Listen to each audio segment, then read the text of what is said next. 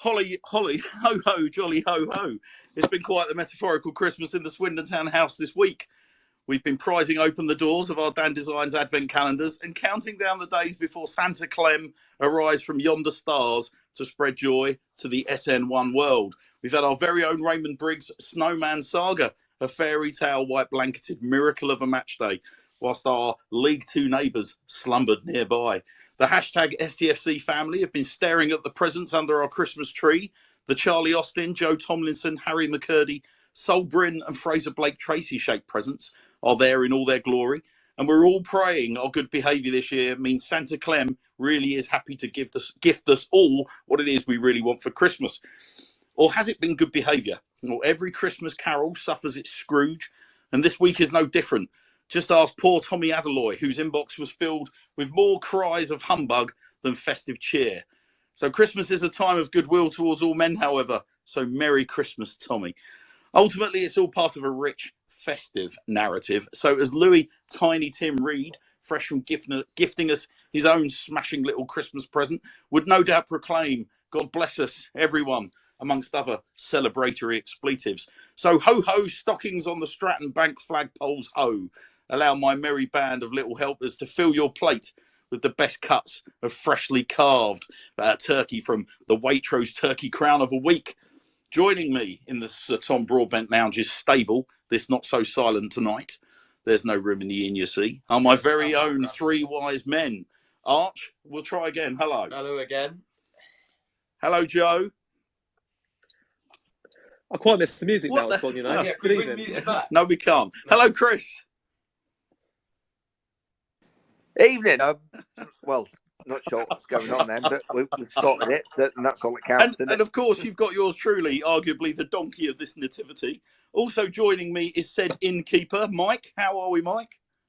Very well, thank you. Slightly confused by the start to the show, but we march on. Yes, indeed we do. And last but very much not least, is the how can I refer to him? The man that some are now referring to as our very own baby Jesus new arrival. We've got Jason Cockerton making his full show debut, and I'm hopeful Jason can hit his mic, turn himself on, and say hello at some point.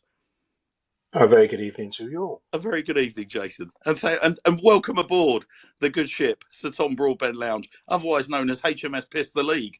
Well, and you, dear listeners, please do help us make this show a true Christmas cracker. No strenuous pulling required. Just tweet or DM us your replies or contributions to @T_STBL or hit speaker request and join us live on air. Heartily wish us all a very Merry Christmas, at very, very least, and you could be in with your chance to win us a Tom Broadbent Lounge goodie bag, including limited edition Sir Tom Broadbent Lounge hoodie and signed prints. So, wow, we got there. What a start, and what a quite bizarre false start as well, ladies and gents. I don't genuinely promise you, it's Shay Hannah's. I don't sit here with my Korg keyboard playing sort of remixes of Mario Kart music. Whatever was going on. But listen, I thought we had a new thing. Yeah, I thought we were doing that's what Dennis this was. Waterman. Just a test. Yeah, it was. So he was playing it, see what people thought, and he's decided no, it was a technical error. Yeah, and he's binned it. No, I promise you, I really wasn't. I really wasn't. But look, let's get this show on the road. So I thought we'd kick things off with a little revisit of Barrow, because by Christ, I said before the game, and I think we said on the show last week, it would be very Swindon Town of us to bounce back from two games where you kind of would have been expecting us to pick something up and didn't, with a win away to Barrow. And the boys surely did what Swindon Town did so brilliantly well. Chris, do you want to lead us on this merry dance around the quite bizarre Barrow Inverness victory? Well, that game as well, for the first 60 minutes there, that might actually be the best 60 minutes we've played apart from Mansfield. The thing is everything was good. We played the ball around, the movement as well. Especially what I liked between Johnny Williams and Ellis, the way that they just kept moving in midfield, because you said, "Oh, who's midfield? Who's up front?" And that movement there, and the way we were playing the ball, We haven't had that movement and playing the ball for so long, and they just did it so well. And Barrow just couldn't get the ball, and it wasn't that much a different team really to Wimbledon, and it was just so good to see. But what it did do is it showed the biggest thing we lack, and just someone to put a finish on it. Yeah, I mean, there's so many good things that we can pick apart from this game. Like it's almost like, or say from this game, certainly as you say, Chris, from the first sort of like, certainly the first hour. I mean, I sat there at, I mean, half time, I kind of rocked back in my seat and sort of blew my cheeks out and was like, that's literally the best football that I've seen, not just this season, but that's some of the best football that I've seen in the last couple of years. Like they were at it, the pace was incredible. You know, we've been criticising the boys for not getting shots away. The shots were raining in from all angles, and everyone was having a go. The movement was fantastic. Ellis Iandolo was at his sort of, you know, his terrier best. So, you know, whilst Ellis is never going to pull up any trees in terms of, you know, Glenn Hoddle-esque passes, you know, Ellis' grit and determination was absolutely critical on that pitch by the end, as far as I was concerned. I just thought we looked fantastic, and the really, really interesting thing for me, Chris, and just before the show's come, I've ended up coming across Joe Acklam's just done a brilliant piece in Total Sports Swindon about how well the left-hand side interchanged. Marcel Lavinier, Ellis Iandolo, Johnny Williams down that left-hand side caused no end of problems for Barrow, and obviously.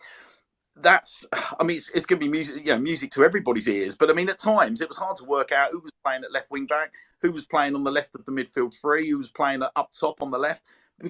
I mean, they literally just sort of it ebbed and flowed so beautifully well. But I mean, Chris, I think that was why. I think that was a big part of why we were so good in that first 60 minutes. It's because of the interchange and that. Obviously, when I mentioned that shot that Lavinier took, and you'll obviously know which shot I'm talking about. As soon as he hit that, I just thought that's in, and then from nowhere the keeper just managed to get a touch to it. But I also think that was, from what I've seen, I think that was Shade's best game I've seen as well. I totally agree with you. I tweeted it during the game. I tweeted it after the game. I thought it whether because the left hand side of what we were doing was so busy and offensive, and it was attracting a lot of attention, causing Barrow a lot of problems. So whether that gave Tyrese more room to operate, I just felt, you know, he gave his probably, I would certainly argue, his most accomplished performance in a Swindon Town shirt.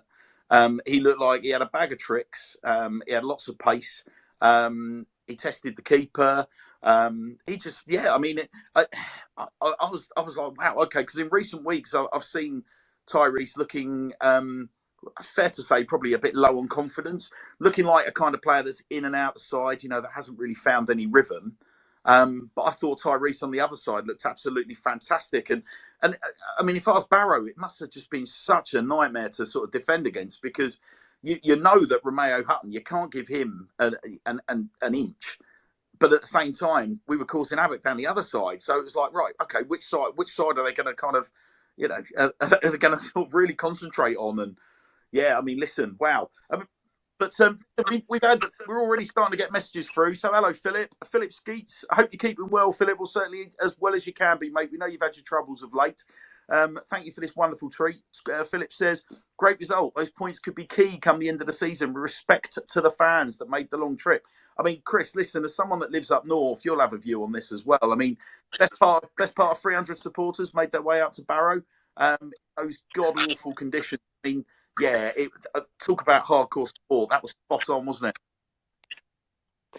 Oh, it was great, but it's not just coming north as well. Like say, for instance, for me, if I could go to Manchester, I could get to Manchester, and then it's still 2 hours from Manchester to Barrow. That just shows you where Barrow is. It's like it's beyond Ireland. It's further beyond there. It's not the easiest place to get to, and absolutely outstanding for those lads that went there, and lasses obviously. But it's not just that. The weather as well, and it was, and it's just it was just a horrible thing. But fair play to everyone who went there. Well, Joe, you've lovingly been engaging with Lewis from the other side of the fence on Saturday. I think it's only right and proper that we get Lewis on to get a Barrow view. What do you reckon? Yeah, absolutely. He's my newest friend. Hello, Lewis. You're very welcome aboard the Sir Tom Broadbent Lounge, mate. How are you?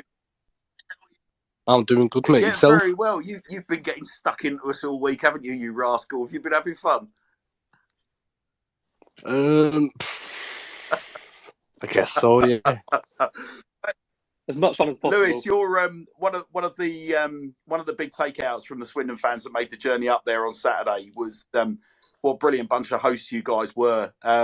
Lots of compliments about your local chippy, but the welcome that we got at Barrow, because we don't. I mean, obviously we travel in pretty big numbers at Swindon, and depending on where we go, I don't know whether that puts pressure on the home security or the home setup or what, but you tend to get kind of varied feedback from Swindon fans as to how we were being treated up there. But the feedback from Barrow, mate, was spot on. So first and foremost, mate, thank you very much for the warm welcome. Well, what local chip was it? I've no idea, mate. I wasn't there. I don't even went for We're all plastics. I took full advantage of watching on the computer, mate, because I'm a bit of a plastic. But you were there in person, Lewis, I gather. Sadly, what was your take of the game, mate? The aftermath of the 5-0 for Stevens, I think, affected us. Like, we just can't pass the ball how we used to. I don't think we had a shot on target, did we? Which shows how poor we were. Whitfield had an out to do. I think he was on the side with Romeo Hutton. Yeah. Romeo Hutton just did outstanding. Don't even know why we got rid of him. Yeah, it was interesting. He got a bit of a hammering from your lot, didn't he? Now, obviously, when he joined us, we weren't aware of any friction or any sort of sense of disappointment like that he'd come away under a cloud. What was behind the booze, Lewis? I think it was just because he was one of our best players last season and he was just out of nowhere. I thought we would have kept him. But we've got Tyrone Warren. I think he's a bit better. Yeah.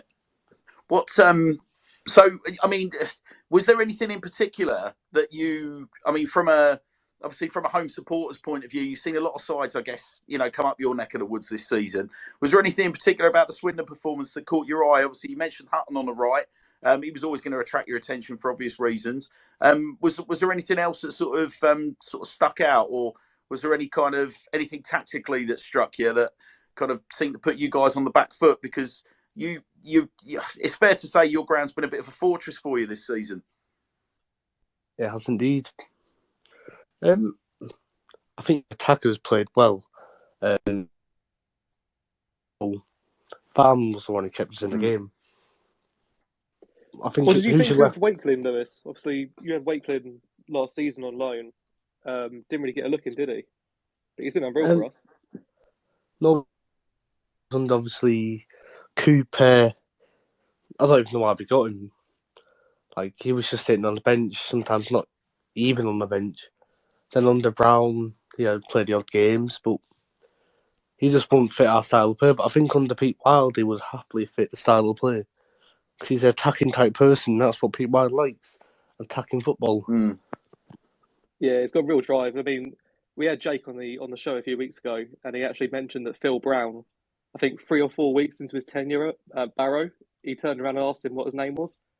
So he didn't even know, or he forgot who Jake was, which says it all, really. Was he, Lewis, from your perspective, did you see, I mean, obviously, Jake's become a real key player for us this season. And has clearly had a really good run of games. I mean, he managed 4 appearances for you guys, I believe. What was there anything that sort of stuck out that sort of signs of progression, or was it kind of much of a muchness last year? Because I don't, as my learned colleague Joe's referred to, it didn't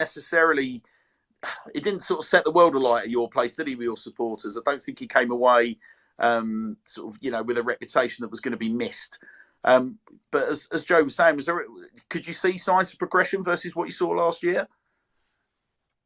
I don't think he had much to do, though, did he? I don't even know if he had any shots on target, but if he did, I wasn't watching. It was just that poor. I'll tell you what caught my eye, Lewis. Your keeper clearly wanted to send him a bit of a message, probably about 5 minutes before the penalty, where there was a moment where Jake was standing over a free kick that they wanted to take quickly. So your keeper blasted it straight at him. And Did he? I remember thinking at that point, like knowing Jake as we all do, that'll probably fire him up. And I thought the way that the penalty unfolded, there was a little bit of karma in that. But I did actually pick up on, I think it was one of your tweets. You were absolutely horrified at the time, were you not? Which tweet was it? I think you were berating your referee's decision. You weren't best pleased. Well, I wasn't sure if it was a penalty or not because I was at the other end. But it's hard to tell. It looked like Farm got the ball because the ref just said play on. But about 10 seconds later, Lionel said penalty. So we're all confused. Even your fans were confused of if it's a penalty. Yeah. But I've looked back. It's a penalty. He took him out. But the ref thought he got the ball in, and is it your centre-back who took it?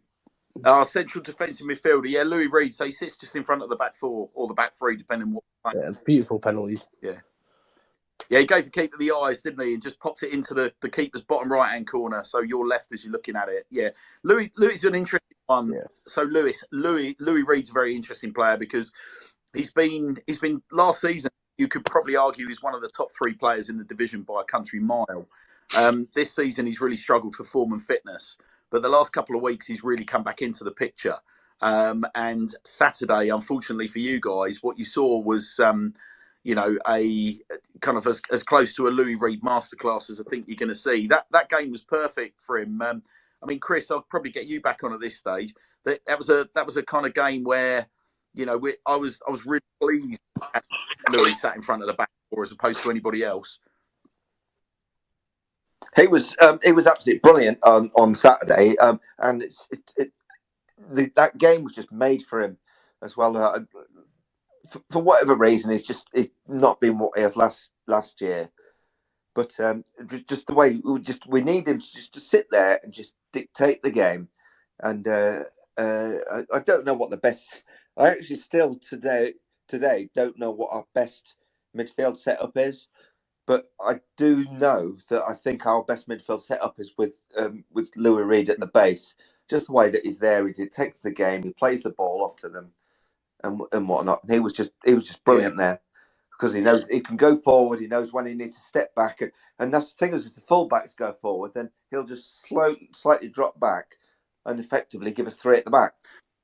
Going off that point as well, Chris, Dean's left a comment on that saying great result. I think the midfield 3 are the style of players we need to be in there going forward. And you can't really complain, really, because I think the balance that you had from either side with Iandolo and who else was in there? Iandolo, Reed, and help me out. Darcy, I think. Oh, yeah. Darcy. So you had obviously Louis sitting in front of the defence. You got 2 quite expansive players, in Darcy and Iandolo. That sort of balance is probably what we're looking for, isn't it, moving forward? You probably get a little bit more out of Gladwin than you do Iandolo in terms of just probably final third ability. Quite similar in terms of work ethic, big bodies, get around the pitch and stuff. And then you've got Saidu Khan, Roland Darcy, both busy players. I just think if Darcy starts scoring, I can see him going on a little run, He gets in the right places. It's just a case of sometimes his finishing is a bit wayward. You know what, Joe? I mean, I put the pitch down to a lot of things on Saturday. I think it reduced the game into a bit of a scrap, particularly in the second half, and our kind of passing game went to pot. It reminded me a lot of, do you remember the second leg of the Port Vale playoff? There was, I think, quite a few of our players came out and said that pitch hadn't been watered. So trying to get our passing game going was very, very, very difficult. Like you could see the ball wasn't zinging around in that game, and in the second half, weirdly, there was so much water on the pitch. It had that kind of like stickiness to it. It wasn't just sort of like zinging about. So and I noticed quite a few sort of like shots from distance. Like if they were going in low, just didn't seem to. I don't know. It seemed like the pitch would just sort of take the edge off it. But yeah, I mean, listen, going back to the midfield, it's some interesting challenges for Scott Lindsay moving forward, because obviously Ben Gladwin's out injured at the moment, but Ben Gladwin's been one of the players of the season. At the start of the season, before there was all the talk of Ben Gladwin coming back 5 kilos lighter, I was, for me, I was like, well, I don't think he's an automatic starter. Last season he was a bit hit and miss. He could be absolutely sublime, or he could just be a million miles off it. There were people even sort of asking questions as to whether or not he was carrying a problem that might see him prevent him from playing this season. So we've been sort of celebrating what Ben Gladwin brings to the team this year, but at the same time, you've got to kind of ask the question, because I agree with you guys. I think a Darcy, Reed, Williams midfield had that ball sort of like zipping about all over the place. I was loving what I saw. Ben brings a very different style into the midfield, doesn't he? I was going back to that midfield as well. I think one of the things that was so good about that is the way that Iandolo and Williams just seemed to switch. Because at one point I was saying, "Oh, who's playing the midfield? Who's up front?" But the way we were moving around and whatnot, the movement is what made that first half. You had 3 players on the left-hand side of the pitch, didn't you, that weren't in position? They were technically out of position. You could argue that Johnny isn't the winger. You could argue that Ellis isn't a midfielder, and you can argue that Lavinia isn't the left back. So you had that sort of, I guess, element of surprise and the fluidity down the side of the pitch. I mean, we all know that our attacking threats all season have basically come down to right through Hutton, and I think Saturday was probably the first time that I've seen our left side be the more prominent route of attack, which is good to see because it shows balance. At the risk of repeating myself, because obviously I really made this point earlier, I do honestly believe it was that fluidity down the left-hand side that gave Tyree Shade the space and the opportunity, and therefore the increasing confidence as the game wore on to do what he does well. I mean, it's not, Ronan Darcy had a cracking game. Romeo Hutton actually just looked like he had a steady game in comparison. It was almost like, I mean, we just had an embarrassment of riches. But I mean, go back to my point. I don't know whether, Jason, listen, mate. Well, again, it's your show debut, so welcome to the piece. Let's maybe get a take from you on it, Jason. The Ben Gladwin debate, because obviously at some point Ben Gladwin is, I mean, there's no doubting Ben Gladwin's ability and what he brings to the table, but Ben Gladwin's a very different type of technician to a Ronan Darcy, a Louis Reed, or a Johnny Williams, or an Ellis Iandolo, isn't he? So where do you fit in? And indeed, has he been part of, whilst there's been positives, has he been part of the problem this year? I think it's an interesting question. I think Darcy, Williams, they bring energy, don't they, in that midfield? And Gladwin's more of a kind of languid player who's just a bit more classy with the passing. I think early on in the season he was excellent, but I do wonder whether sometimes, he'd get caught a little bit and sometimes he slowed down the play. And I think maybe that's why Reed struggled, because Gladwin was kind of doing the role that Reed was so good at last year. Yeah, it's an interesting point, isn't it? Because this year we sort of saw him playing a lot with Johnny Williams, and there was conversations earlier in the season. They addressed it when they were on the sofa together with Vic Morgan. They addressed whether or not they could play together. But this season they probably played more together than obviously certainly they did last year, when they kind of rotated more. So it was a little bit more of an either or. I mean, it just poses a really interesting dilemma, I think, for the gaffer moving forward. The other issue, I mean, again, like if we just reflect on, if you want to call them the front three, and I know I'm contradicting what we just talked about.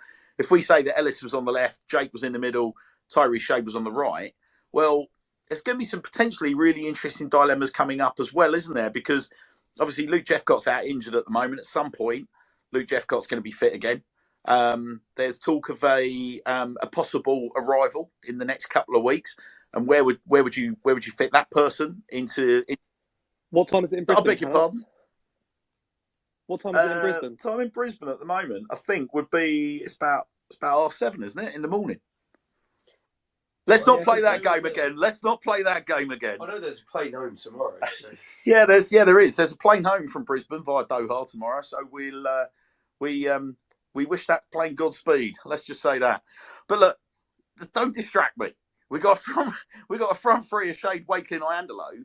That it worked really well. We had a lot of shots. We had a lot more shots on target. But it's interesting what Lewis was saying from a Barrow perspective about Jake not really doing a lot. I mean, ultimately, he's assisted because he's won the penalty. But it's been a while since Jake's been in amongst the goals. But again, with players out injured that are going to be coming back into injury, you just got at some point. I mean, surely we're winning games, right? We just got to let that front three do its thing, haven't we?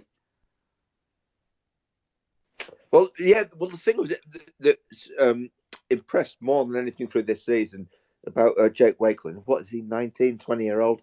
It's just he's an energizer bunny. Just the way it just runs and runs and runs, and it's even so. If you've got, we might have like two lads up front and Wakeland slightly off them and whatnot, and but the way he presses everyone and just puts so much effort in and whatnot, and and I've remember speaking to a couple of lads I know from being up here at Bradford, and they were mightily impressed with how he played and the fits that he gives their centre half. Yeah, that's the thing, Jake. Like, he's never going to give a defender a moment's peace, and I think there were certain elements of that with Tyrese Shade as well. A little wider out on the right. He was just like he was nipping away at them. There were a few tricks, bursts of pace. I mean, Tyrese takes a couple of strides to get going, and then like obviously he really does go. And I thought he, as I keep on, I've said about 3 times already tonight, I really put the wind up them. And then Ellis was just doing what Ellis does. Ellis was almost like a combative midfielder in your front three. He was tanking around. He was putting challenges in. He was disrupting play. He was pressing. So that's kind of what you wanted to see from him, right? So, wow. I mean, okay, listen. I mean, there were changes though later in the game, and the changes weren't necessarily to everybody's liking. And on the 85th minute, we brought on. In fact, we'll talk about the other subs first because we'll come on to Tomi because I think it's right and proper that we address some of that stuff. But first and foremost, congratulations to Anton Dworzak, by the way. Young lad, young centre midfielder from Reading the area as opposed to the club. So what's Anton? 17, 18 years old. And he's March, I believe, 2005. And so March 2005. Thank you, Arch. And Anton's come into the mix. I mean, he's already kind of played a couple of cup games. He's been kind of marked for greatness by none other than Lee Peacock. When we've talked to Lee in the past about ones to watch, Anton Dworzak immediately was kind of signalled out as someone to watch. Joe, you and I did the match commentary of Woking pre-season game. We were really impressed with him, weren't we, when he came on? Yeah, definitely. I mean, I think one of his first touches was striking the ball from 25 yards out and almost scoring a goal, almost a worldie. Spoke to him after the game as well. Really nice kid, level-headed. Seemed a little bit surprised that we wanted an interview, didn't he? Honestly, I mean, it's always nice to see players come through your academy and come into the first team. But he genuinely... I've only seen him play for half a game at Woking and 20 minutes or whatever it was at the weekend.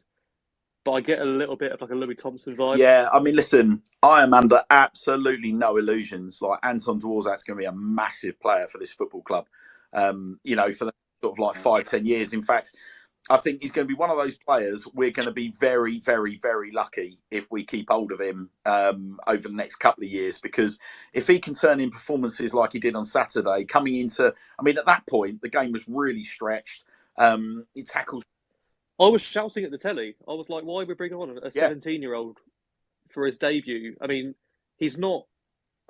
I'm not saying that Barrow are agricultural in any way. I think they've got maybe a history of that. The game was it was a boggy pitch. They just brought on a 17'12" striker. I was just like, it's not the game for him. But he was so calm. He was good on the ball. He set up a really good chance that we'll chat about in a bit. He was really good. And as we've spoken to so many people at the club as well, and the amount of times, how many times, Hannah, have we heard the words, what a talent, from people, various people? It's telling. Very, very exciting times for the Dworzak family. So congratulations, Anton, on making your your full league. Well, I say your full league debut. Obviously, you come on as a sub, but you've made your league debut for the first team. What a milestone for someone so young. And as you say, brilliant to see that. Young starlets from our academy getting a chance. The other introduction that I was super excited about was the return of Rashawn Hepburn Murphy. So 70 minutes. So he's got a good 25 minutes into his tank from this game. Gave everyone palpitations at the end when he went down and was being treated by Ali Willits after the final whistle. And there were lots of concerns. But we then found out that it was a blow to the head and he was being treated for possible concussion as opposed to anything sort of, hip or leg related. It's the story of our season, that, isn't it? Possible concussion. Yeah. So Rashawn looked super, super lively and got on the end of a chance from the chap we're going to be talking about next and very nearly buried that. And bar for a absolute, genuinely one of the saves of the season from Farman in the Barrow goal. Rashawn would have had his second goal in Swindon Town colours, his first league goal for the club. How that didn't go in, I don't think anyone will ever know. Was that last minute? Yeah, it was, Lewis. Yeah, it was the one that almost. So he was about 9 or 10 yards out. Tomi Adeloy played him in on the right hand side or got the crossover. Rashawn's hit it first time, and the goalkeeper's just. I mean, I'm a goalkeeper of no sort of like great ability, Lewis, but I still had all the training, I still had all the coaching, and I've got to tell you, like for a keeper to go from one post to the other post at the pace that he did and be able to get across and make a save from an absolute, he's hit it as well. It was an absolute rocket. With some power. Yeah, Rashawn's hit it. He's absolutely caught it. So, I was like, that's in all day long. Like, all day long. It's a I don't... if you really wanted to nitpick, you had sort of people going, is it a good height for the keeper, this, that, the other? It's like, no chance at all. That's a wonder save from your goalkeeper. So, brilliant to see Rashawn back in action.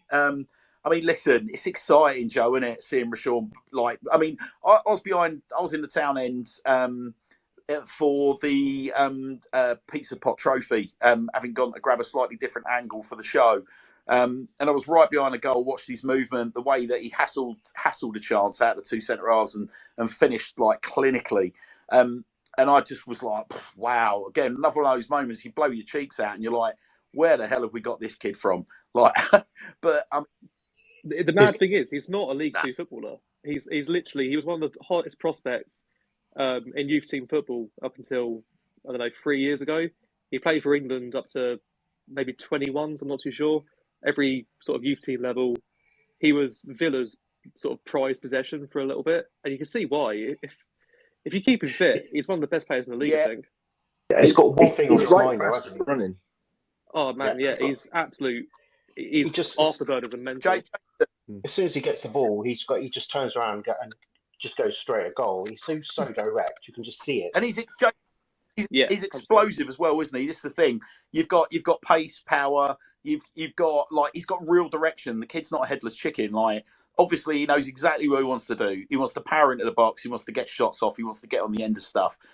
He's a defender's nightmare at this level. But it's just one of those things. I think, like for us, it's going to be blimey. The real test, I think, for the management is going to be, not overexposing him at a time where his body's just getting back to the rigors of like regular League Two football. Here's a question. I'll put this. Whoever wants to sort of, get on the tail end of this one. How long do you think it's going to be before we actually see Rashawn in the position to start for Swindon Town? I think the thing with that is it's more than anything, it's a fitness thing.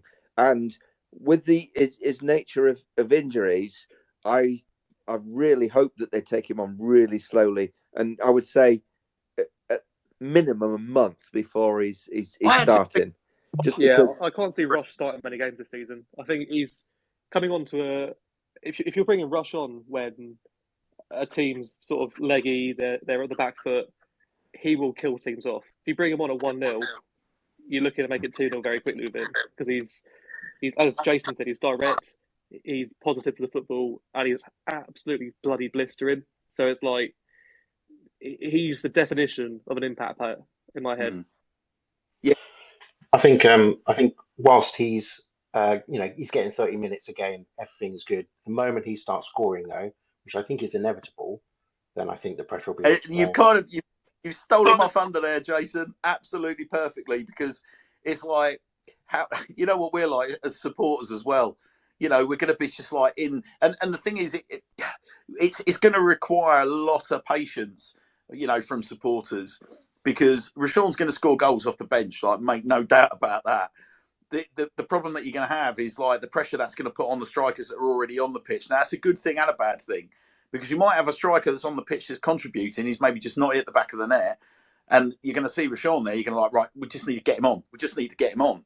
But it could be that, a Jake Wakelin and his output is creating opportunities for another striker who may be scoring goals. So it's a little bit like, I think we just got to be a little bit more cerebral in terms of how we approach having him in and around the setup as he gets back to where he needs to be fitness wise. But listen, at the same time, I'm not being funny. You want him breathing down your neck, don't you? I mean, in the same way. Oh man, can you imagine being a right back in League Two? You played 60 minutes, you're absolutely on your arse, and Rashawn Hepburn Murphy comes on. You're just thinking, oh god, fuck me, I'm in for one here. Also, but I think the thing with that as well is if he starts as well, and we hit a team for the first 15 minutes, which we haven't really done because we haven't really got the players to hit them early on like that. They're just going to be shit. We're up against it now, and I think the type of player he is as well. He's not going to be that sort of guy who's going to get you 20, 25 goals, because I think his best position is probably where McCurdy sort of played last year, sort of like in that right position of a front three. But he'll give you there and put the balls in and drift in when the ball's down the left. But I would say 4 to 6 weeks, but we don't want to rush him because obviously he's been injured twice this season. But just nurture him slowly, and he's going to be a massive, massive player for us. I've got to tell you, Chris. I think at this level, Rashawn Hepburn Murphy's going to get you like a silly amount of goals, mate. I totally disagree with you. I just think he's like that. If you look at his goal getting record as he was coming up through the junior ranks, like the guy's a goal scorer. I totally get where you're coming from. He's got a lot of those kind of McCurdy attributes. I just think he's almost overpowered for this level. Like that's the kind of player that I saw. Like when he came on against Plymouth, and you got to remember that Plymouth side, that wasn't a team of donkeys or a team of kids. I was looking at that. That was a streetwise Plymouth side, and he literally came on and put the fear of God at them. Got himself a goal. Could have got another one.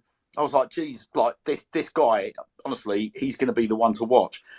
I just hope that they just recognise what they've got. I would almost be saying I wouldn't be expecting to start games for another 8. I would say another 8 weeks. But yeah, I mean, like, I would just be like just plea. My plea to our supporters would be like just take a breath. Just take a breath. But it's like he can across that front three, or whether we go back to 2, he can play anywhere across that front three. And if he comes up against a Pete Goose of a defender, he's just going to go straight past him. Yeah, all right, I'll make you right. Listen, we've got. I think we're going to inject a little trivia teaser for our listeners tonight. So for your opportunity to win something. So Archer's been beavering around. So typical for those of you that are regular listeners to our Saturday shows, you'll know what the format of this is. We're going to give you 3 clues. We've got a 3 cryptic clues, going to hint towards a Swindon player of the past or the present, and give you an opportunity to win yourself a Sir Tom Broadbent Lounge goodie bag. So, Arch, clue number 1, what you got for us? All right, Jon, bear with 1 second. You've caught me in a bit of a ruck 'cause it's in my notes. Okay, so the first clue is I'm 25 years old, but signed for the club when I was 24. So, there you are. Who could that be? So, 25 years old and signed for the club when he was 24. Note that down. Feel free to have a punt. Send it to us on DM. Send it to us on tweet. Or come on as a speaker request. If you think you know who that might be, obviously the clues are going to get a little less cryptic as we move forward. But we want to make you work. So, say again, Arch. Right, Jon. So, I'm 25 years old, but I signed for the club when I was 24. Right. Bloody hell, that's a nice wide. That's a nice wide sphere for guessing, right? All right, well, listen, I mean, have we got anything else to add about the Barrow game, guys? I mean, we talked about, of course we have, we talked about Rashawn.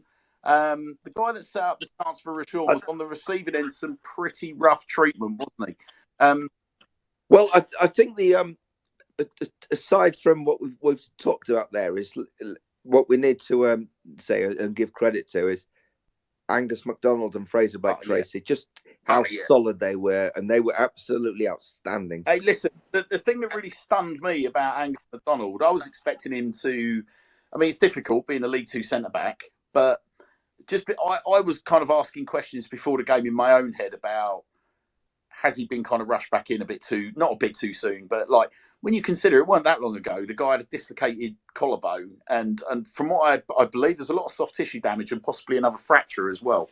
So for a guy that's essentially been mangled to be in a position where he's able to go up against pretty rangy opposition centre forwards, and as Joe mentioned earlier, a giant of a man came on and went up against him in the latter stages.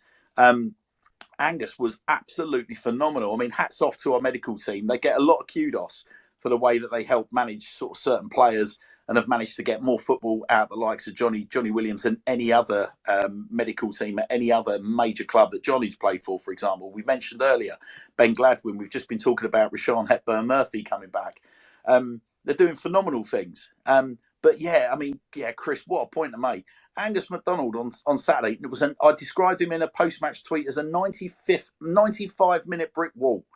He was phenomenal. I mean, Jason, what did you make of Angus's performance on Saturday? It's pretty breathtaking stuff, wasn't it? I'm a big fan, to be honest. I think apart from the odd loose pass, he's spitefully good at what he does. And that's something we've really missed over the last few years. He's just that kind of he's got that little bit of something that all really good centre-backs need. Yeah, I'm inclined to agree with you. And I mean, it was mind-boggling as well on Saturday just how good Fraser Blake Tracy was. Obviously, he's been phenomenal for us at left back. His first couple of games, he was steady Eddie, where you could tell he was going up through the gears. He was getting his fitness up, and just working out who's who and what's what. The way that we deploy ourselves tactically. But you could see that once he settled in, he was an enormous asset for us. He was getting forward. He's managed to find the back of the net. And we were like, well, actually, okay, so a guy that we thought maybe was just hanging around while Reece Devine got himself fit is actually sort of turning into someone that, we probably might want to look at him. I mean, most people just sort of wrote him off as, just a Jay McEverley sort of regen. But we got to a point where Fraser Blake Tracy is like one of the first names on the team sheet. If you had told me that we were going to see him away from home at Barrow as a left-sided central defender alongside MacDonald, and they as a pairing were going to look so seamless, because that's the other thing. It's not like they've been playing together every week. They look like they played, but they look like they had been. I mean, it's phenomenal, absolutely phenomenal. It was, and one thing I'll say there is the last two games when he's been pushed into centre back, probably for need more than anything else. He's been absolutely outstanding, and I mean, Tom Clayton's been brilliant this season, but I think if he was playing in there, he wouldn't have been as effective, and that's not a slight against him. It's just the type of player and the type of body he is that I just think for that game, Blake Tracy was just the perfect guy to be playing centre back in there, and it just won everything in the air, and not just that as well. Sometimes when the ball was at his feet, the way he just came forward with it. He's an absolute Rolls Royce. I've said it before. He's been my player of the season so far. I mean, we'll talk about this later on, obviously, but if I've got a little wish list for Santa Claus for the January transfer window, there's 3 names on it. Blake Tracy's number 1. Number 2 sounds like Farley Lostin. And number 3 sounds like Fo Lomlinson. That Farley Lostin, what a player. Yeah, baller. Hey, listen, we've had lots of guesses rolling in for the trivia teaser. I'm afraid, Jilly Bean, it is not Louis Reed, and that also goes for you, Louis, as well, a Swindon boy. It's not Louis Reed, and sorry, Philip Skeets, it is not Harry McCurdy either. It is not Harry McCurdy. What do you reckon? Do you want to give him your second clue already? Yeah, you're in a position because I kind of feel, well, I want to stretch this out across the show. Let's give him a second clue already, because your first one was so broad and random. I'm gonna just quickly fact check this. Hold on. just to make sure 100%. Don't worry, we've only got a live show. Yeah, Last that's fine, night, mate, you know, that's while fine. you Gives them more sort time to yourself think. out. Gives them more time. Come on, Arch, these bloody students, they're. I was assured, by the way, before we went live on air, that all this was lined up, dear listeners. Yeah, but like, so I apologise. You just can't. Okay. Right. So I stand at 6'2" tall. So definitely not Louis Reed. So what we got? So the age one was. He's right. So he's 24, but he signed when he was 23, and he stands at 6'2" tall. Right. Okay. So who can you think of that's 6'2" tall, and he's 24 years old, but he signed for us when he was 23? Interesting. Keep your guesses rolling in for your chance to win us a Tom Broadbent Lounge goodie bag of hoodie and signed prints. We would be more than happy to try and get that dispatched to you before Christmas. So keep them rolling in. Keep them rolling in. But listen, we just started before Chris so brilliantly drew us back to salute the skipper and Fraser Blake Tracy. We just started talking about Tomi Adeloye. Now, this is a big conversation. Now, regular listeners to this show will know that I've got very, very little time for a number of reasons, but I've got very, very little time for online trolling. All right. And I'll go toe to toe with any of these people because I think it's one of the most ridiculous ways to waste your life.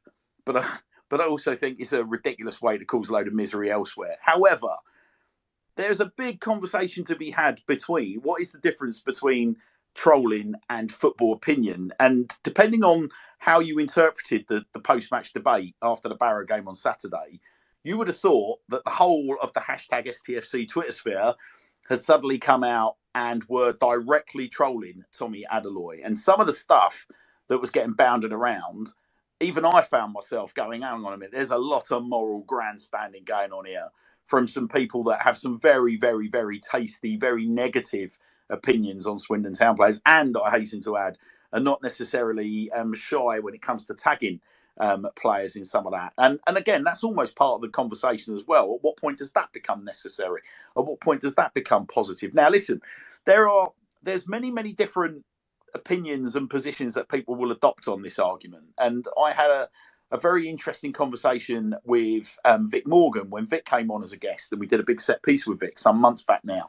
And Vic was saying about one of his pet hates as a former broadcaster, but also as a prolific and long-standing supporter and attendee of games for Swindon Town, is he cannot understand like why fans berate their own players. Like he just cannot get his head around it. However, there are people that will just simply turn around and say, hang on, I pay my money, I take my choice. If a player is playing terribly, I want to make sure that they know about it. That, to some people, is as much part of the game as celebrating a goal. So it's a big old conversation to be had. But so Tomi came on Saturday, 85th minute, and one of his very, very first tasks was to essentially pick up a through ball from Anton Dworzak, get a turn on the centre-back, skin him for pace, go one-on-one with the goalkeeper. And it seemed like the ball kind of got a little bit trapped under his feet, or that his final touch wasn't that great. And as he's gone to basically take it out and round and wide around the keeper's pounced on it. Now, again, regular listeners of the show will remember the conversation that we've been having over the last couple of weeks about Tomi, because me personally, I'm not quite sure why he gets such a tough ride, but people have raised question marks about things like his movement. That they don't necessarily believe that it is akin to the kind of required level that you've got at the moment. But then people have been defending him about, coming back from injury and so on and so forth. So anyway, all of this big debate seemed to come to a head on Saturday, didn't it? Good people of my panel. And Tomi got an absolute roasting. So what we were going to try and do was spend about 10, 15 minutes just talking about where we think the line's drawn, what is and what isn't appropriate.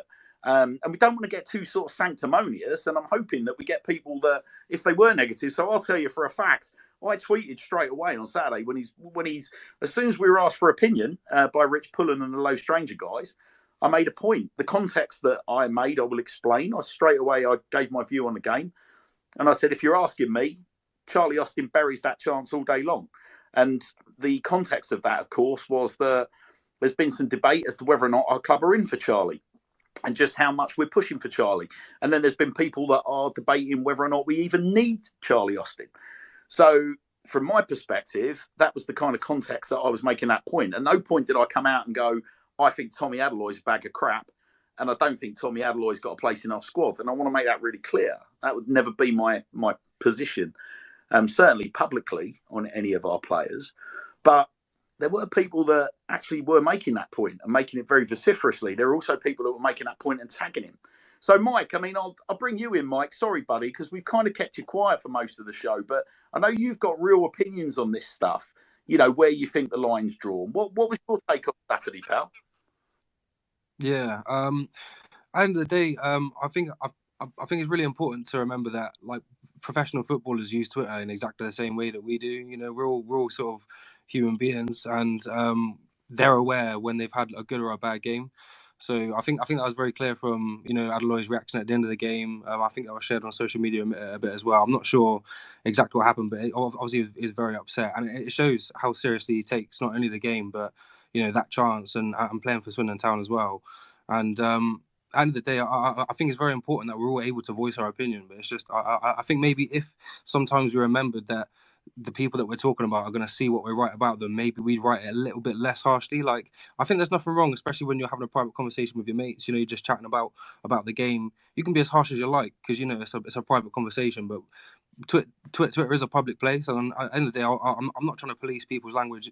And, you know, you can tweet however you like, but it's just, I think it's a better place when we all try to be mindful of each other. And there's nothing wrong with saying, like, someone's had a poor game and they need to step it up, because, you know, that can be true. And I think Adeloye will know that his performances haven't really reflected what he'd like to think is his ability. But I was having this conversation as well. What's the difference between form and ability? You know, like, how do we know for 100% that this is his level of ability, and he might just be going through like a bad patch of form? I don't think we've seen enough to be able to say that with certainty yet. And I'd love to. End of the day, I'm sure we all love an underdog. You know, at Swindon Town, I know we love a whipping boy as well. We love to have a scapegoat and sort of blame them for all our troubles. And, you know, last game that was Adeloye, even though we won. You know, there was a lot of talk about it online, but I'd love to see him come back stronger from this. It's nice to see some of the legends of Swindon Town, like Fjortoft, you know, tweet at him some words of encouragement, and he seemed to, you know, get something positive from that. So, yeah, Adeloye, man, I really hope he takes this as an opportunity, comes back stronger from it, and hopefully the people that do talk about, you know, performances online, obviously more than welcome to your opinion, but just it would be nice to talk about it in a more respectful kind of way, and less of the constant sort of, you know, negativity and you know, that line where it crosses into abuse. I think that's something that's important to as well. That line where it's abuse and it's criticism. It is a fine line. I know, especially in the heat of the moment, when someone misses an important big chance, it can be very easy to get angry at the players. But just try to think about it. You know, if you were talking to them in real life, if it was your mate, if it was someone that you knew, there's no way you'd be super harsh about it. It's like, oh mate, you're fucking shit, all this other stuff. You know, you try to, like, back them and get behind them and say, you know what, that was a poor miss, but we go again, mate. You know what, you know, let's see how it is next time. And then if they continue to perform a bit poorly, then obviously you have that that conversation a bit down the line. Well, Mike, look, Philip's tweeted us, and Philip said, look, everyone's entitled to an opinion on players' performance. Criticise, be positive, but in my opinion, you never cross a line and get personal and all-out attack. Seeing Tommy at the end of the game was not nice to see, and I felt for him big time. I mean, yeah, thanks, Philip. I don't think you were alone there. I mean, who wants to sort of describe, for those that haven't actually seen the footage, who wants to kind of describe the sort of the moment from the final whistle? Because we've talked about the chance itself.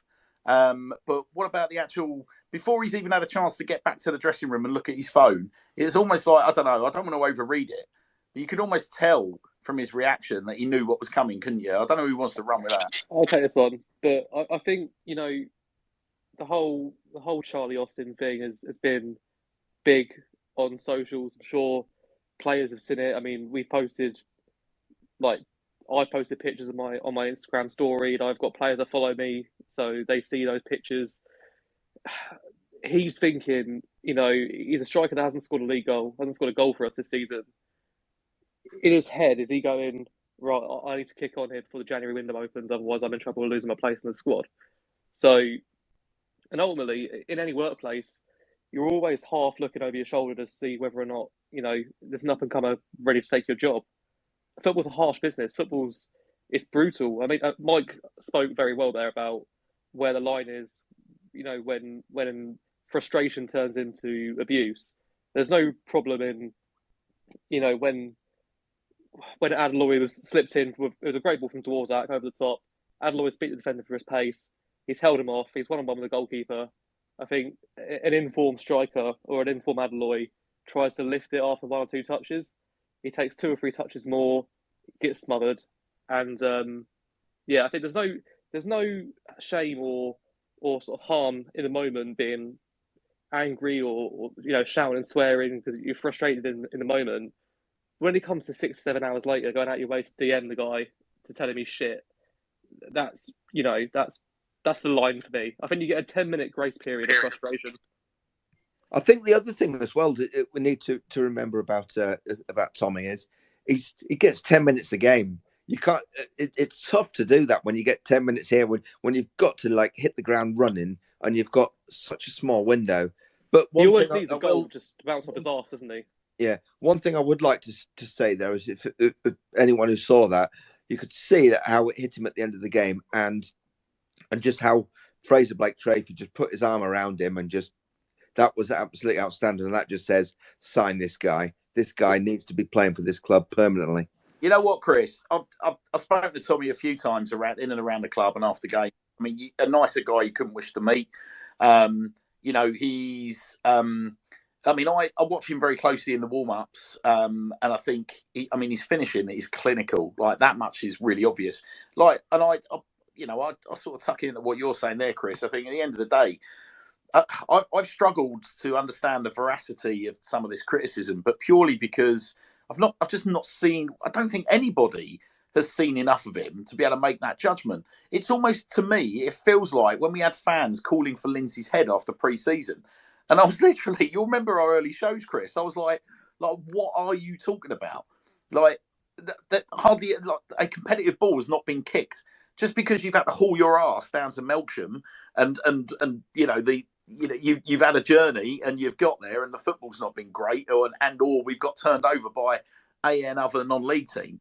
That has got absolutely nothing to do with what the season's going to look like halfway through the season. So I remember having some really animated conversations like that. And to me, the Adeloy conversation, up until people started giving me an alternative view on it a couple of weeks ago, I was one of his staunchest defenders because I was like, listen, at the end of the day, he's not playing much football. Watch him in the warm-ups in terms of does he know where the goal is? The guy is clinical. He's had, Dan Hunt made this point on the Low Strangers this week. He's had, you can argue, probably one sort of start, and that was in a development fixture against Newport. And guess what? He scored. So look, not being funny, the guy's he's come up through the academy systems in Premier League football. And of course, he's ended up becoming a bit of a non-league journeyman. Now, there's a number of reasons why that can happen. But you've got to give people a proper crack at a whip. The flip side of that argument, of course, is what Charlie Austin himself said to us when we started talking about the managers. And this was a good few months back when Charlie made his show debut. Guys, regular listeners will remember Charlie said, the thing is about football, you don't get time these days. You just don't get time, whether you're a player, whether you're a manager, probably more so when you're a manager because there's financially, there's less riding on it. And it seems like managers are easier and cheaper to dispose of than a player that could be on a 2-3 year contract.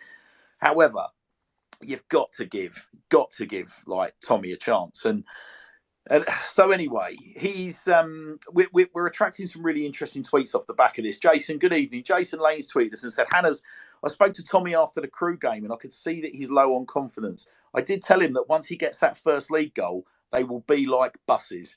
I've seen and I've heard similar things being said to him, Jason. So I don't think you're alone in relation to that. Dean's also tweeted us. Dean, good evening, pal. Dean says, I do think the management need to take responsibility with the Tomi situation as well, though. Not bringing him on when chasing a result, but only to add some height when winning can't be helping his confidence. Yeah, listen, I'm with you, Dean. I think it's a really, really valid point. We've kind of sort of touched on that earlier. And James has also tweeted us all the way from the US. Hello, James. Good evening to you. Hope you're well, pal. James is saying it's similar to the Bryn situation. We need to build his confidence up, not abuse the kid. Look what Bryn's done after we all got behind him. Yeah, completely right. Those, obviously, James referring to the incident at Sol Bryn's first home game of the season, obviously after we'd been defeated away at Harrogate. That required Steve Mildenhall to go over and challenge some of the negative comments that were being made from the town end. And to your point, yeah, I think obviously it's undeniable. Sol Bryn's not just been one of our players of the season; he's been one of the division's players of the season. So, I mean, listen, we talked about. I don't know who wants to add to what Mike was saying there. I mean, I'll tell you the thing that I wanted to kind of add to the mix. However, I mean, I do think it's important that football fans are still given the opportunity to voice their opinions, right? I think that's really, really important.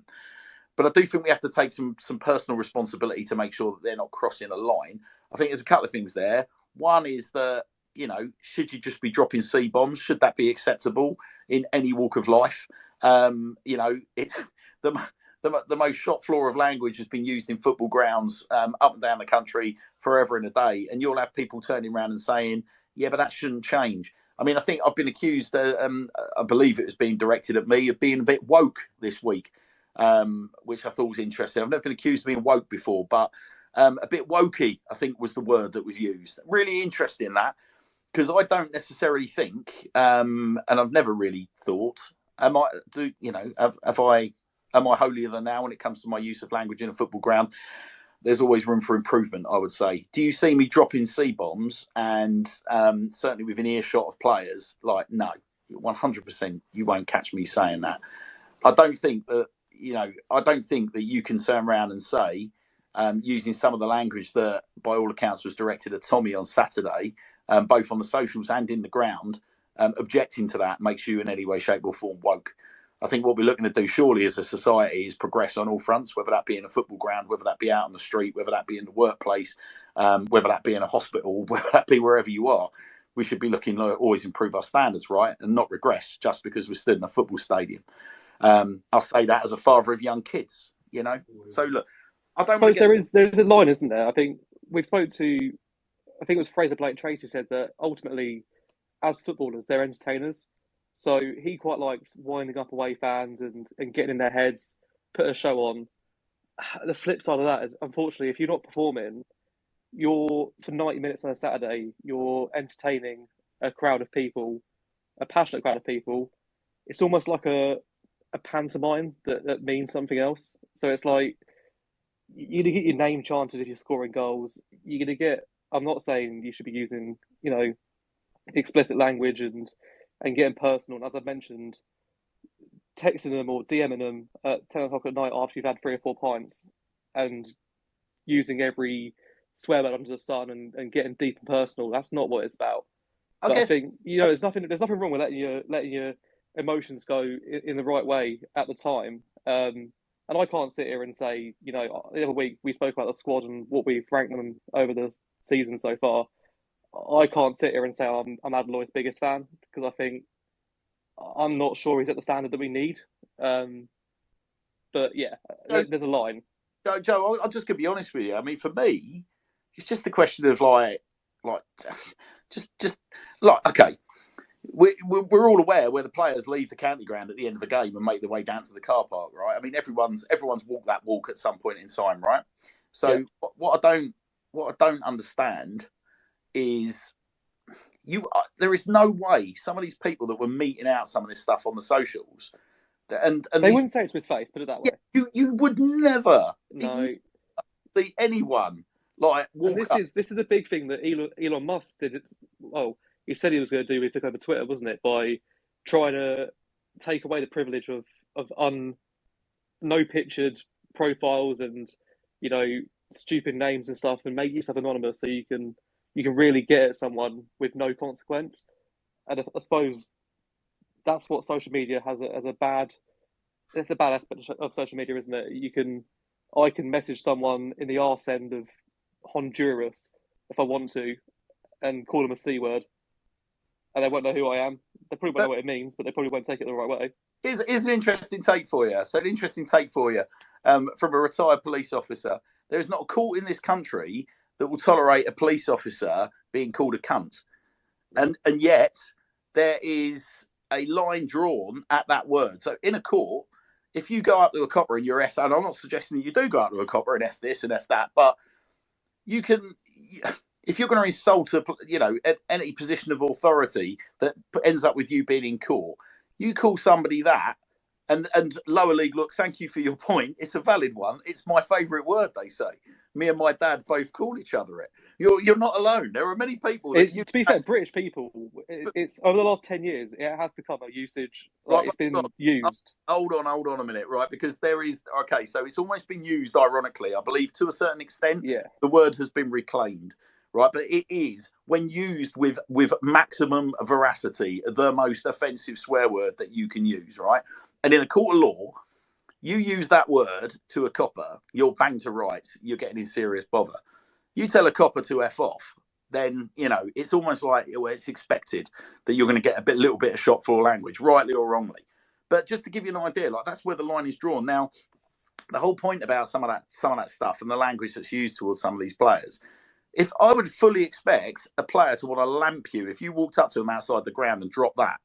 Like, I just could not see it. We're getting some brilliant tweets rolling. Grant Scott Johnson, good evening, Grant. So Grant says, I'm Scottish. It's almost like vocabulary for me. I love a good C-bomb. Yes, indeed. Don't we all, Grant? But to my point, you just sort of, you're illustrating my point quite nicely there, Grant. It's like, yeah, and tighten up, thank you very much. Tighten up was also text us. It's about context. And, there is, people are using it in a humorous way. You're still risking upsetting people. And no, Dean Mackin, thunder cunt is not okay. Can we just point that out? As much as you'd like to, as much as you would like to, well, we'd all like to use that. But okay, but look, we'll move away from the CPOM debate, because I think the point's an interesting one. That there is some shop floor language that some people use in their everyday vocabulary, and there is some language that is just way beyond the pale. That's the first thing. I think what we're also establishing in terms of trying to understand where this line is, as pretty much everyone seems to be in agreement with here, we've got you've got a line being drawn in relation to sort of like communicating to people direct on their DMs, not being funny. You've got to have something seriously wrong with you if you've got to send a direct message to somebody. Now, I'll just point this out. If you're gonna start sending direct messages to people and abusing them, there is not a cat in hell's chance that the people that are going to be doing that are going to be working on anything other than a pseudonym. I mean, again, someone help me out here. Like, that's got to be the type of person that is hiding behind a false identity. Am I right? Yeah, pretty much, yeah. But it's it's one of those things as well.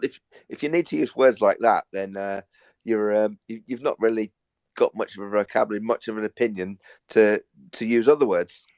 Yeah, but why would you reach out into the DMs to do that? Like, that's just absolutely ridiculous. Yeah. I mean, look, you could come at it from a point of view of going, well, not being funny, like, you're kind of asking for trouble in the current climate by leaving your DMs open. But at the same time, that then opens a whole debate about personal choice and personal freedoms, and why should being a footballer, why? Like, why should you like have to, because other people can't be able, like, why should you have to close your DMs?